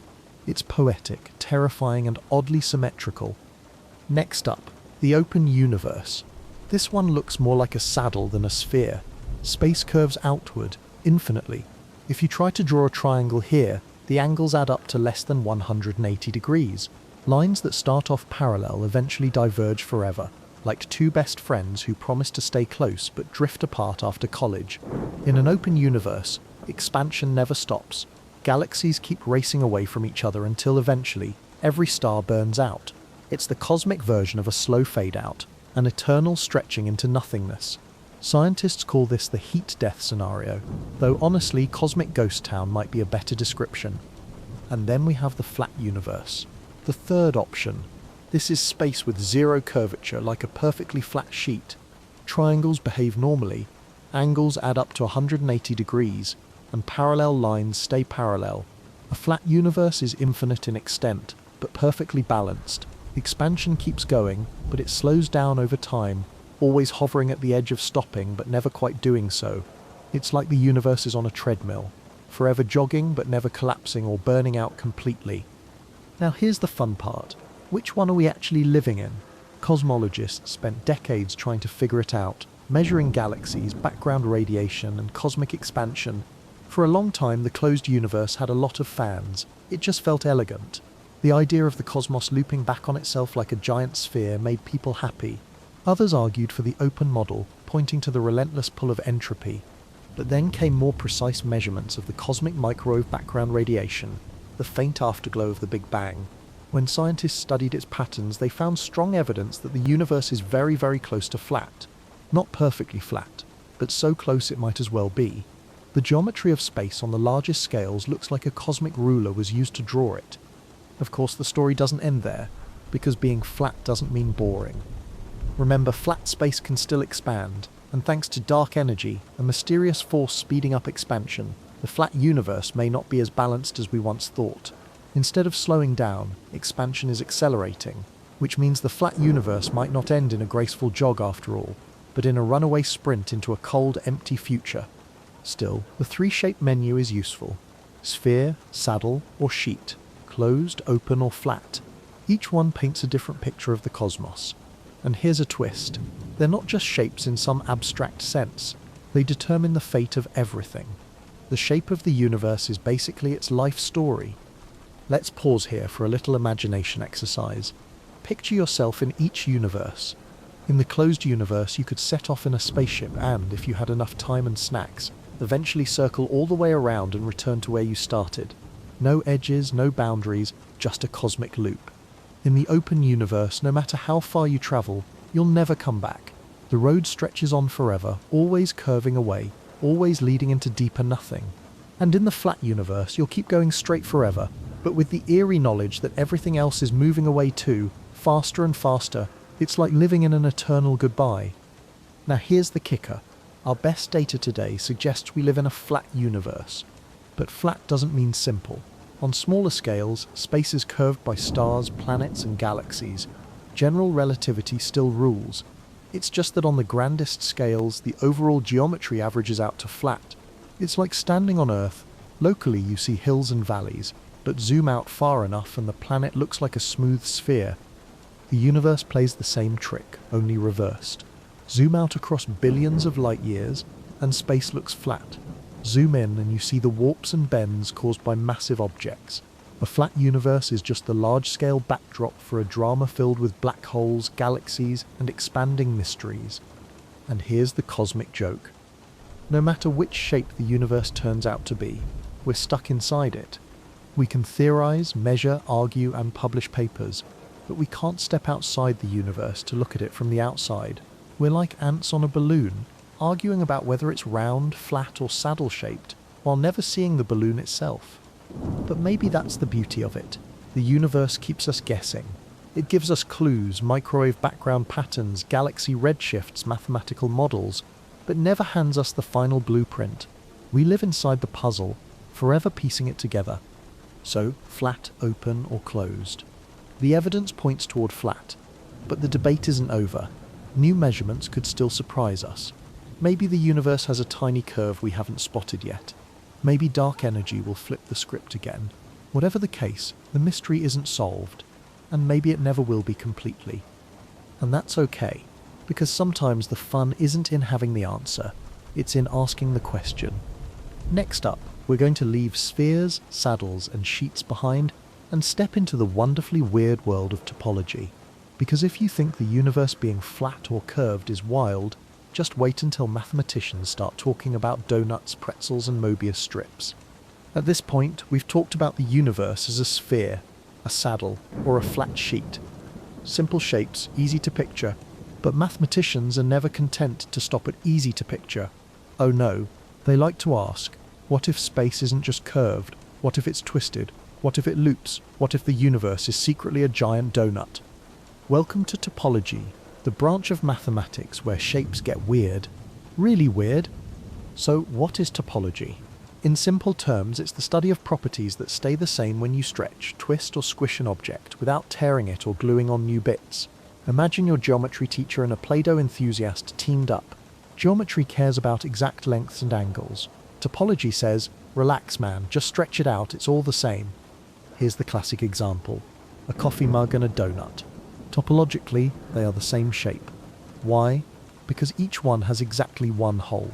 You can squish the donut into the shape of a mug, or stretch the mug into the shape of a donut, without cutting or gluing. The handle of the mug becomes the donut hole. The details don't matter, the hole does. This is why topologists often joke that they can't tell the difference between their breakfast and their coffee.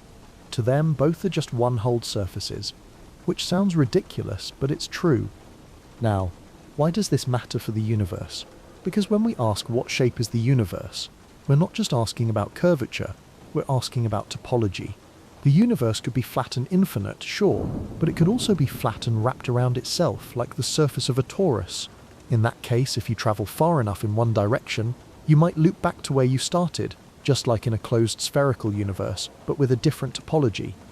Think of an old-school video game screen, where your character walks off the right side and instantly reappears on the left. That's a toroidal or donut-shaped universe. No edges, no boundaries, just wraparound space. But donuts aren't the only option. Mathematicians also play with pretzels, which are basically donuts with multiple holes. A universe with two holes would be a double torus. Add more holes, and you've got a pretzel universe. Could our cosmos be one giant cosmic bakery item? Probably not. But hey, math allows it. Then there's the Mobius strip. This one is a crowd favourite. Take a strip of paper, twist it once, and tape the ends together. Now you've got a surface with only one side. Run your finger along it, and you'll eventually cover both sides without lifting your finger. Topologically, it's a mind bender. Imagine living in a Mobius universe where left and right might blur, and travelling far enough could flip you upside down. Talk about a cosmic prank. And if that's not strange enough, there's the Klein bottle. Think of it as a Mobius strip on steroids. A Klein bottle has no inside or outside. It's a one-sided surface that loops through itself in 4 dimensions. You can't build a true Klein bottle in our 3-dimensional world without cheating, but topologists still love it. Picture the universe as a giant Klein bottle, and suddenly inside and outside stop making sense. The cosmos becomes a place where our everyday categories collapse. Okay, so far this sounds like mathematicians just got bored and raided a kitchen for inspiration. Donuts, pretzels, coffee mugs, twisted strips of paper. But here's the kicker. These ideas aren't just silly games. Topology might actually describe the real structure of the universe. Some cosmologists have suggested that the universe could have a multiply-connected topology. In other words, space could wrap around itself in complex ways. Light from a distant galaxy might take 2 different paths around the universe and arrive at Earth twice, creating duplicate images of the same galaxy. If we could spot those cosmic duplicates, it would be evidence that our universe has a funky topology. So far, no convincing duplicates have been found, but the search continues. And even if our universe turns out not to be a donut or a pretzel, the mere possibility shows how wide open the question really is. Now here's a fun little historical twist. Humans have actually been thinking topologically for centuries, even before the word existed. In the 18th century, a mathematician named Leonhard Euler tackled the famous problem of the 7 bridges of Königsberg. The city had 7 bridges connecting its river islands, and people wondered if you could walk a route that crossed each bridge exactly once. Euler proved it was impossible, but in doing so he invented graph theory and opened the door to topology. So in a way, modern topology, these cosmic donuts and pretzels, can trace its roots back to people walking around a German city, getting annoyed at bridges. Isn't math wonderful? And let's not forget the human side of all this. Topology is playful. It gives us permission to imagine space in ways that feel like riddles or jokes. What if the universe has no edges, but also no outside? What if travelling far enough brings you back home, but mirrored? What if galaxies are repeating like wallpaper patterns? These questions make cosmology feel less like a textbook and more like a puzzle box. Of course, most physicists will admit we don't yet know the true topology of the universe. The evidence so far points to something simple, probably flat, probably infinite. But the fact that topology is even on the table shows just how wild our universe could be. And honestly, I kind of hope it's a donut. There's something delightful about the idea that the universe itself is secretly breakfast. So, next time you sip coffee, eat a bagel, or twist a strip of paper into a loop, remember, you're not just playing with food or office supplies, you're holding models of possible universes. You're touching the language mathematicians use to imagine the infinite. And that's a beautiful thought. But our cosmic detective story isn't finished.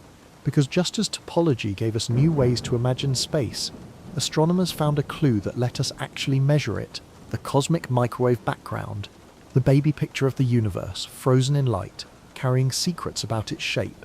And as you'll see, even a couple of confused pigeons played a role in the discovery. If the universe really began with a big bang, then there should be evidence.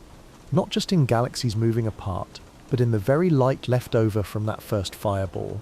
Think of it like the baby photo of the cosmos, and sure enough, we've found it. Astronomers call it the cosmic microwave background, or CMB for short. And yes, it's exactly as adorable as a baby picture, just stretched across the entire sky. So what is it? Let's roll back the cosmic clock. Right after the Big Bang, the universe was insanely hot and dense. We're talking trillions of degrees, a soup of particles bouncing around in chaos. Light couldn't travel freely. It kept getting scattered by electrons like headlights in a thick fog. The universe was glowing, but opaque. No one, not even hypothetical space hipsters, could see through it. But as the universe expanded, it cooled.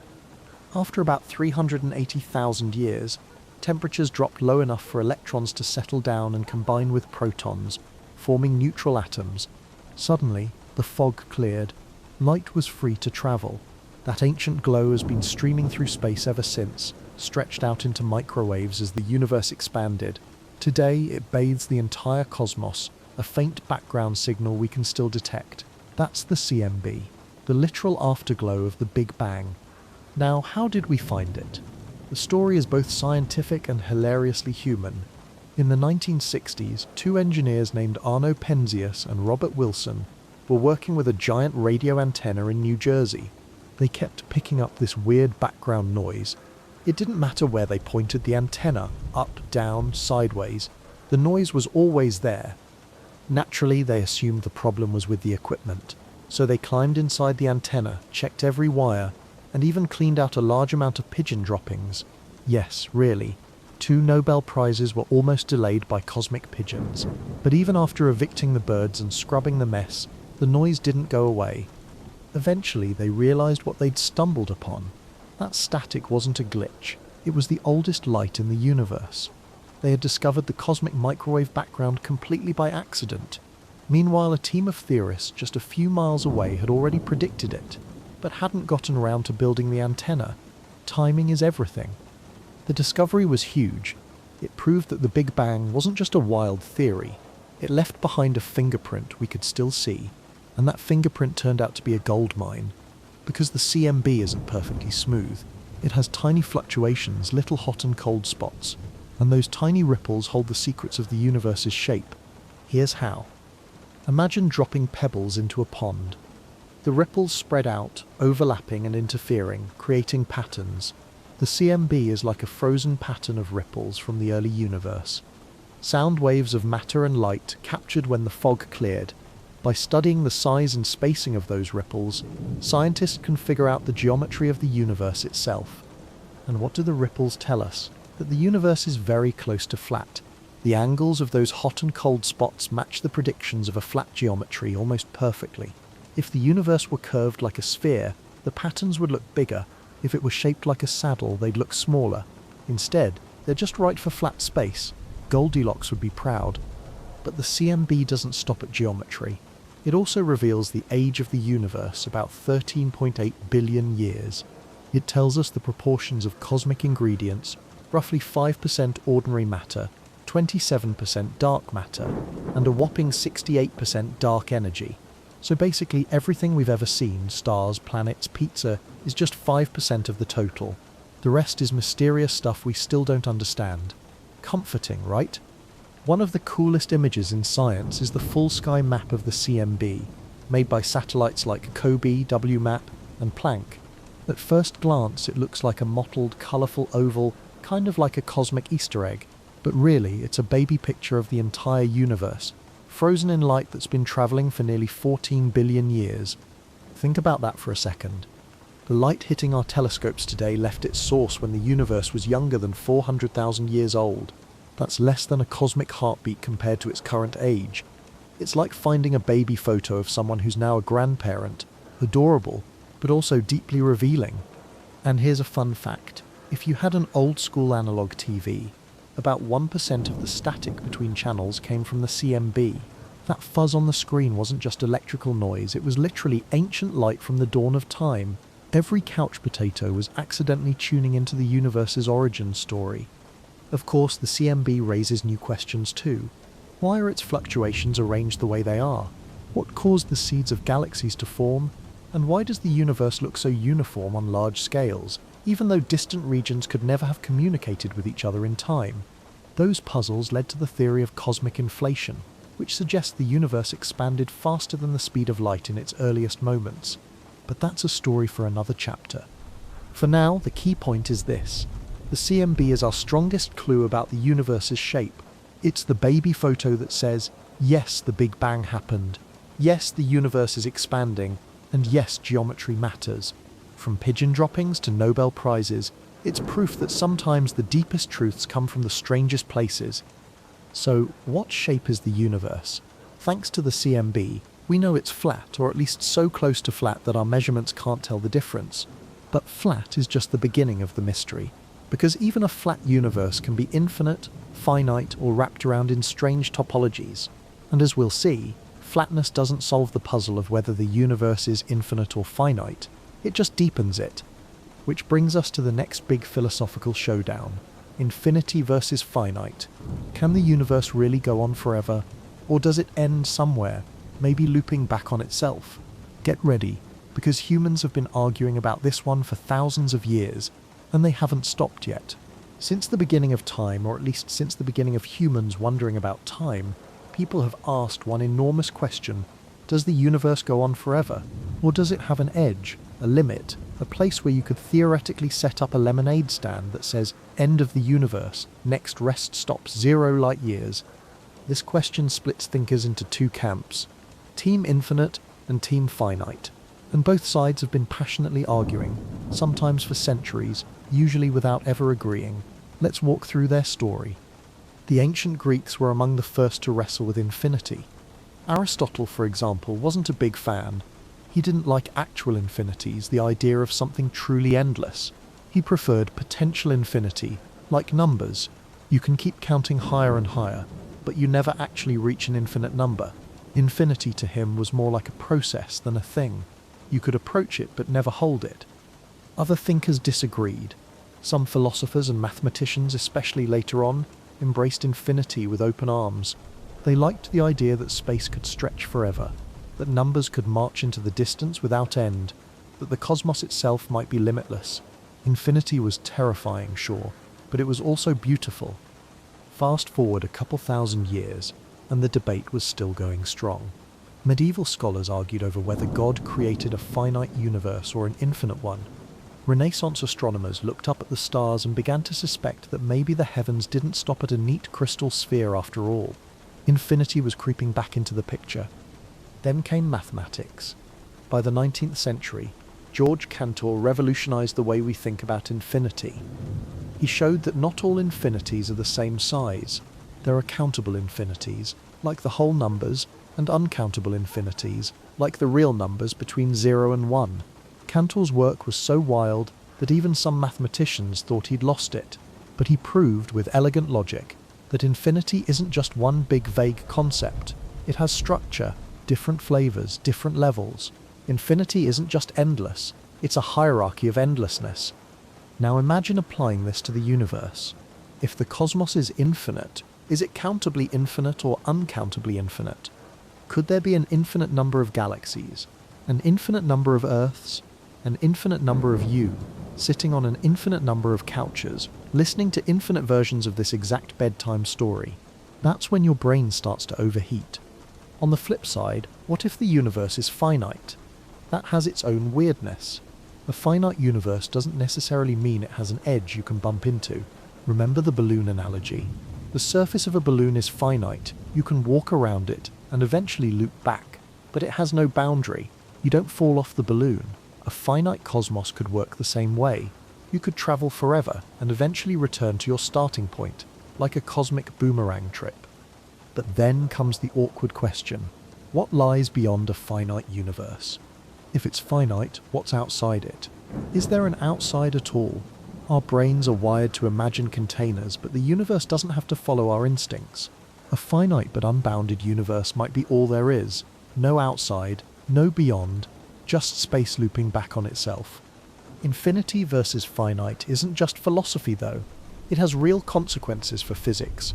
If the universe is infinite, then everything that can happen will happen somewhere. That's the unsettling implication of infinity. There could be another version of you in a galaxy far away, wearing slightly different socks, living slightly different choices. In an infinite cosmos, possibilities don't just exist. They exist endlessly. If the universe is finite, on the other hand, then reality is rarer. There might only be one version of you, one version of Earth, one unfolding of history. That makes the finite universe feel precious, like a one-of-a-kind painting. But it also raises practical questions. How big is it? What shape is it? And why that size and not bigger? Scientists today lean on data to guide them. The cosmic microwave background suggests the universe is flat and possibly infinite. But possibly infinite isn't the same as proof. It could also be very, very large but finite. Just so big that we can't see the looping. Our observable universe, the part we can see with telescopes, is about 93 billion light-years across. Beyond that, who knows? It could keep going forever, or it could wrap back on itself in ways we can't yet detect. And of course, infinity always brings headaches. If space is infinite, does that mean infinite energy? Infinite matter? How do you even define infinity in physics, where numbers are supposed to correspond to measurable things? Some physicists prefer finite models, simply because infinities make the math go haywire. Infinity to them is more like a signpost that says, "You've gone too far, try a different equation." Humour helps here, because when you really think about infinity, you either laugh or cry. If the universe is infinite, then somewhere out there's a planet where dinosaurs invented the internet. There's a galaxy where Shakespeare became a plumber. There's a version of me recording this story while juggling donuts in zero gravity. Infinity doesn't just stretch space, it stretches imagination to the breaking point. But maybe that's why this debate has lasted so long. Infinity scares us and fascinates us.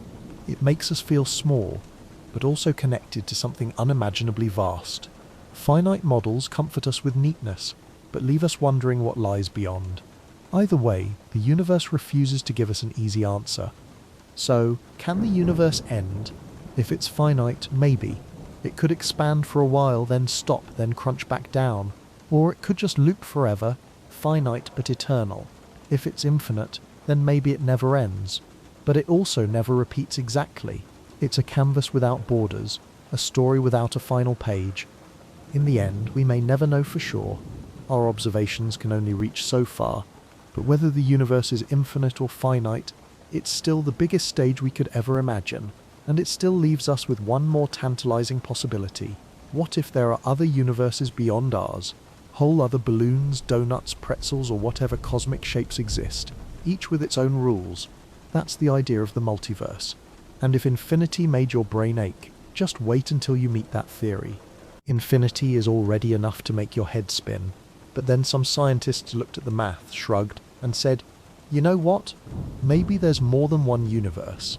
That's right, not just an infinite universe, but multiple universes. Entire other realities, each with their own rules. Welcome to the multiverse, science fiction's favourite playground, and increasingly a serious topic in physics. Now, let's be clear, nobody has proven parallel universes exist. This is still speculation, the kind of thing you can argue about over coffee at 2 a.m, but the fact that respectable physicists talk about it at all shows how far our detective story has come. Because once you start asking, what shape is the universe, you sometimes get an answer that says, well, what if there's more than one? There are actually several different multiverse theories. The first is the bubble universe idea. This comes from cosmic inflation, that wild moment right after the Big Bang when space expanded faster than the speed of light. Some versions of inflation suggest it didn't happen just once. Instead, inflation could keep happening in different regions, bubbling off new universes like cosmic popcorn. Each bubble could have different physical laws. Imagine one universe where gravity is twice as strong, another where atoms never form, and another where pizza grows on trees. Somewhere perhaps there's a universe where cats run the government. Honestly, it might not be worse than ours. Then there's the many worlds interpretation from quantum mechanics. This one is straight out of sci-fi, but it's taken seriously by real physicists. In quantum mechanics, particles don't have definite positions or states until they're measured. Instead, they exist in a superposition, a mix of possibilities. The many worlds interpretation says that every possible outcome actually happens, but in different universes. Flip a coin. In one universe, it lands heads. In another, it lands tails. In another, it lands on its edge and everyone claps. Every choice, every random event spins off a new reality. If this is true, then there's a universe where you became a professional athlete, another where you're a llama farmer, and another where you never stumbled onto this cozy math and sleep channel. Each possibility gets its own timeline, which means the multiverse isn't just about distant galaxies, it's about infinite versions of you. Comforting? Creepy? You decide. Another multiverse idea comes from mathematics itself. Some thinkers argue that any logically possible mathematical structure must exist as a universe. In this view, our cosmos is just one solution in an endless library of mathematical possibilities. Somewhere there might be a universe made entirely of triangles, or one that follows the rules of a video game, or one where space has 17 dimensions and we'd all be very confused trying to park a car. But here's the catch. Parallel universes, by definition, are hard to test. If they're truly separate from ours, how could we ever detect them? Some scientists suggest we might find indirect evidence. For example, if our universe bumped into another one in the past, maybe it left a scar in the cosmic microwave background. People have looked for such signs, but so far, nothing definite has turned up. Still, the hunt continues. And honestly, humans have always loved the idea of other worlds. From ancient myths about layered heavens and underworlds, to modern Marvel movies with alternate timelines, the concept of parallel realities scratches an itch in our imagination. It says, maybe the world isn't just one thing. Maybe reality itself is bigger, stranger, more varied than we can imagine. Of course, the multiverse raises some hilarious questions too. If there are infinite universes, does that mean there's one where you're listening to this story while riding a unicycle on Mars? One where I'm narrating this with a heavy pirate accent? One where instead of exploring cosmic mysteries, we're both in a universe where potatoes are the dominant species and humans are the side dish? Infinity doesn't just bend your brain, it makes you laugh at the absurdity of it all. There's also the philosophical angle. If there are infinite universes, does that cheapen ours? Or does it make it more special? Some people worry that if every possibility exists somewhere, then our choices don't really matter. But I think it's the opposite. In this particular universe, the one where you exist, your choices still shape your life. The other universes don't erase that. They just remind us that reality is bigger than we can ever hold. And maybe that's the real charm of the multiverse idea. It's less about proving other worlds and more about reminding us how small our assumptions are. For thousands of years, humans thought Earth was the center of everything. Then we learned we orbit the sun. Then we learned the sun is just one star among billions in a galaxy, and our galaxy is one among billions more. Every step has humbled us, expanded our perspective. The multiverse is just the next step in that tradition.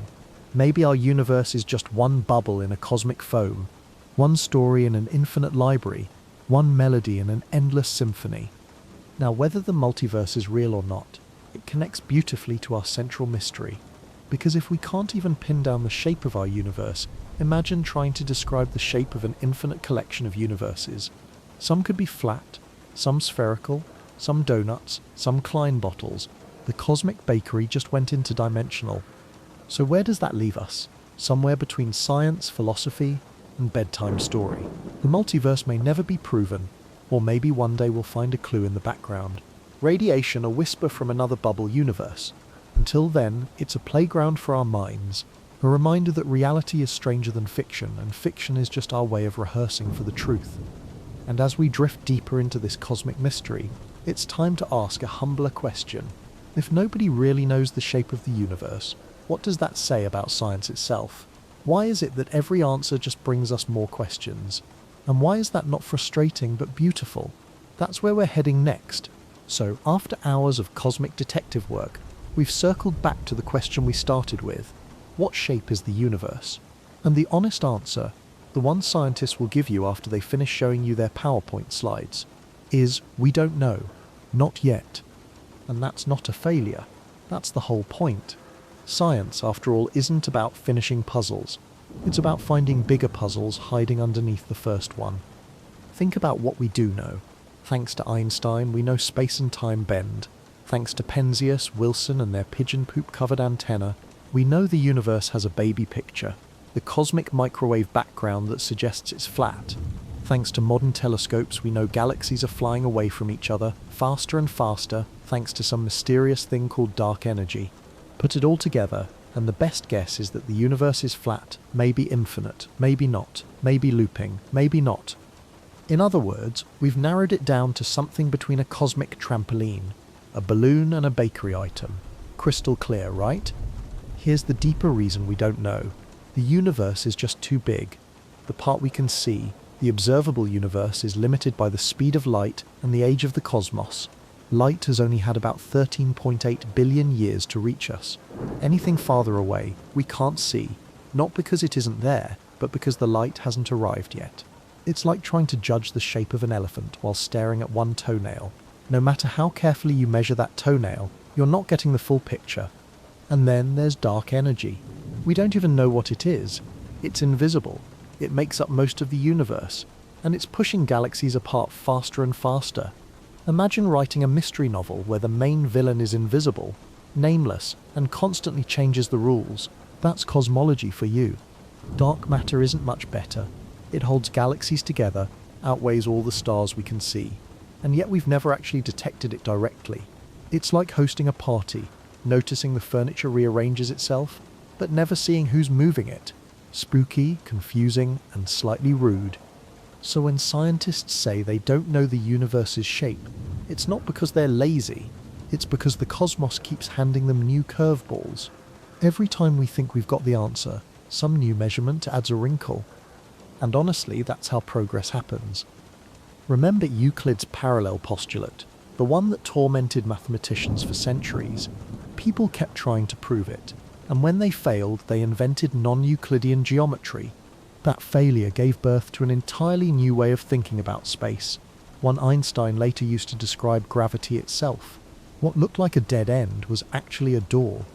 The same thing is happening now. Our not knowing about the universe's shape has already led to discoveries about dark energy, inflation, and cosmic topology. Each question opens 10 new ones. And sure, that means we may never get a neat final answer, but maybe that's not the goal. There's also the human side of this. We like certainty. We like neat answers. It's comforting to say the Earth is round, or the sun is at the centre, or this IKEA shelf will only take 10 minutes to build. Spoiler, it won't. But the universe doesn't care about our need for closure. It's messy, mysterious, and way bigger than our brains, and that's kind of wonderful.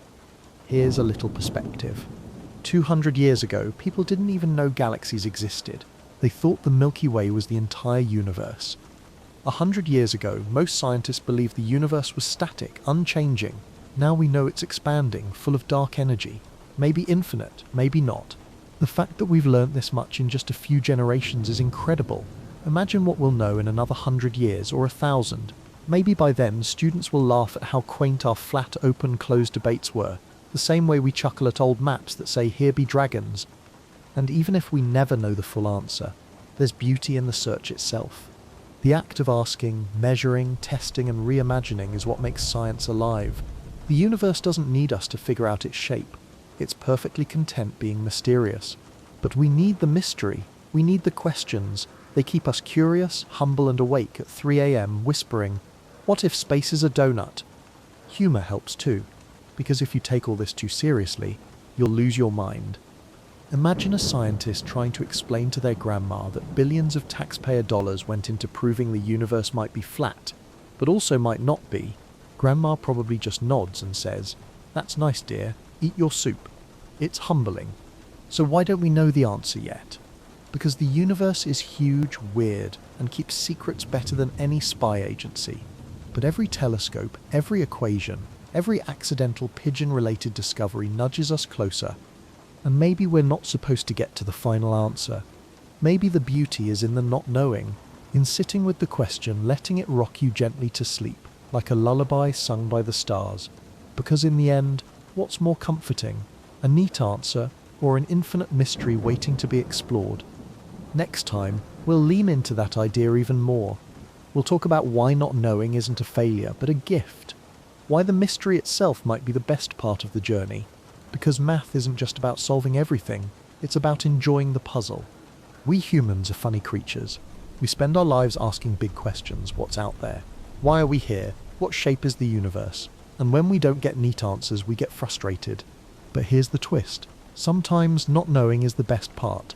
Think about your favourite mystery novel. Imagine if on page 1 the detective already knew who the culprit was. It was the butler, case closed, end of story. Not very fun, right? The joy of a mystery isn't the solution. It's the process of searching, the false leads, the clues, the suspense. The universe is like that, except the author seems to enjoy making the mystery longer than War and Peace. Not knowing keeps us curious. If ancient people had figured everything out, we'd have no reason to build telescopes, launch satellites, or argue about donuts in physics conferences. Curiosity is the engine that drives all of science. It's why a Greek philosopher once squinted at the sky and thought, "I bet I can measure that." And it's why modern scientists launch billion-dollar satellites just to stare at microwaves left over from the Big Bang. The not knowing is the spark. And let's be honest, certainty can be boring. Imagine if some cosmic being came down tomorrow and said, "The universe is definitely shaped like a slightly lumpy beach ball, end of discussion." That would be kind of a letdown, wouldn't it? Sure, we'd finally have closure, but we'd also lose the thrill of wondering. Instead of 2-hour bedtime stories about cosmic puzzles, you'd just get a single sentence. And then what would I do with my evenings? There's also comfort in mystery. Knowing too much can feel heavy. If we had a complete map of the cosmos, every detail labelled, every equation solved, maybe life would feel too predictable. Mystery gives us room to dream. It makes the universe feel alive, playful, surprising. It gives us space to imagine donuts, pretzels, Mobius strips, and universes where cats are in charge. Not knowing also levels the playing field. None of us, not you, not me, not the most decorated Nobel Prize winner, knows the final answer. We're all standing together under the same sky, staring at the same stars, scratching our heads. That shared ignorance is oddly unifying. It reminds us that no matter how clever we think we are, the universe will always be several steps ahead. There's a beautiful humility in that. Humans like to think we're masters of everything. We invented fire, Wi-Fi, and pumpkin spice lattes. But when we look at the cosmos, we're reminded that we're tiny, temporary creatures in an enormous, ancient stage. Not knowing our universe's shape isn't a flaw. It's a gift of perspective. And then there's the fun of speculation. Because not knowing gives us permission to imagine wildly. Maybe the universe is infinite. Maybe it's a cosmic bagel. Maybe it's a simulation running on some teenager's laptop in a higher dimension. If we had the final answer, we'd lose that playground for our imagination. Instead, mystery lets us play. It lets storytellers spin tales, comedians make jokes, and dreamers dream. Think about bedtime itself. If you knew exactly what dream you were going to have tonight, every detail scripted in advance, would you even want to fall asleep? Probably not. The fun of dreaming is the surprise. The universe works the same way. Not knowing what it is or what it will do next keeps life interesting. And here's the kicker. Sometimes the beauty is in the questions themselves. Questions are poetic. What shape is the universe? Is practically a haiku. It stirs the imagination more than a sterile answer ever could. The question invites you to look up at the stars, tilt your head, and smile at the sheer audacity of wondering. Of course, some people hate uncertainty. They want solid ground, clear answers, final solutions. And sure, in everyday life, that's useful. You want to know the bus schedule, not just vaguely wonder when it might show up. But with the universe, clinging to certainty too quickly shuts the door to deeper truths. Sometimes the most honest, beautiful thing to say is, we don't know. And maybe we never will. Maybe the universe is too vast, too strange, too beyond our brains. But even then, not knowing doesn't mean failure. It means awe. It means standing at the edge of the unknown and letting it wash over you like a starry ocean. It means being part of a story bigger than ourselves. So what shape is the universe? We don't know. And that's wonderful, because as long as we don't know, we can keep asking, keep exploring, keep laughing at the absurdity of trying to measure infinity. The mystery itself is the gift. And here's the sweetest part. Not knowing makes the universe a perfect bedtime story, because the best bedtime stories don't give you all the answers. They leave you with dreams. They let you drift into sleep with a smile, imagining endless worlds, infinite shapes and puzzles that may never end. Next time, we'll wrap it all together. We'll turn this long detective journey into a final reflection, a lullaby of the cosmos, because maybe the universe doesn't need us to solve it. Maybe it just wants to tuck us in with starlight and say good night. We've travelled a long way together tonight, from the dusty classrooms of ancient Greece where philosophers drew shapes in the sand, to the giant telescopes staring at the edge of time. We've met pigeons who accidentally helped win Nobel Prizes, mathematicians who argued about parallel lines for centuries, and physicists who compared the universe to trampolines and balloons. And through it all, we kept asking one simple question: what shape is the universe? The truth is, we still don't know, and that's okay. In fact, it's more than okay. It's perfect, because the mystery keeps us looking up, keeps us curious, keeps us humble. If we had the final answer neat and tidy, it would almost feel like the story had ended. But not knowing means the story is still alive. So let's take a moment to breathe, to sit back, and to let the universe rock us gently. Imagine the night sky above you, scattered with stars. Each one is a sun, many with their own planets, perhaps even their own little mathematicians wondering about the same things. Beyond those stars, galaxies swirl like glowing pinwheels. Beyond those galaxies, and more beyond them, stretching farther than we can ever see. It's not just big, it's beautiful. And somewhere in that vastness, here you are. One tiny human, wrapped up in blankets, listening to a story. Somehow the same mathematics that describes black holes and cosmic expansion is also what your phone or computer used to bring you my voice. That's the magic of it all. The same universe that confuses us also connects us. Think of the universe as a lullaby. The cosmic microwave background is the faint hum, a leftover echo from the Big Bang, still singing across the sky. The galaxies are the melody, drifting softly, each cluster adding its harmony. And we, here on Earth, add our own quiet verse, wondering, laughing, dreaming. It's the biggest song ever sung, and it has no end. And here's the part I love most. The universe doesn't care if you understand it. It's not waiting for us to solve its puzzle. The stars will shine, galaxies will drift, black holes will hum, whether or not we figure out their equations. The universe is patient, timeless, serene, which means you don't need to feel pressure to solve it either. You can just enjoy it, like listening to music without needing to know how to read the sheet. So if tonight you drift into sleep, still not sure whether the universe is flat, curved or shaped like a cosmic pretzel, that's fine. You're in good company. The greatest minds in history didn't know either. Euclid didn't know, Einstein didn't know, and the brightest scientists alive today still shrug and say, we're working on it. Maybe the point isn't to know. Maybe the point is to wonder, to laugh at the absurdity, to tell stories, to let curiosity tuck us in. Mystery, after all, is the best pillow.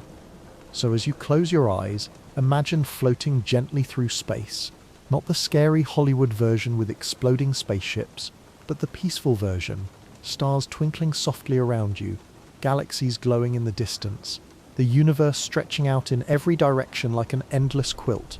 There's no rush, no deadlines, just quiet, just wonder, just the beauty of not knowing. And maybe, just maybe, the universe itself is smiling back. Maybe it enjoys keeping a little secret, the way a good storyteller saves the final twist for later. Maybe the cosmos likes watching us scratch our heads, argue about geometry, and build giant antennas, only to get distracted by pigeons. Maybe it's all part of the fun. Because the universe isn't just a puzzle, it's a companion. It's the ultimate bedtime storyteller, whispering through starlight and shadows. You don't need all the answers, you just need to dream. So here we are, at the end of this journey, but not the end of the mystery. You came here wondering about the shape of the universe, and you leave with something even better, a story that never ends. And now it's time to rest. Let the galaxies spin on without you for a while. Let the stars keep burning. Let the cosmic song continue. Your part is simple. Close your eyes, smile at the mystery, and drift into dreams. Good night, traveller. Good night, mathematician. Good night, universe.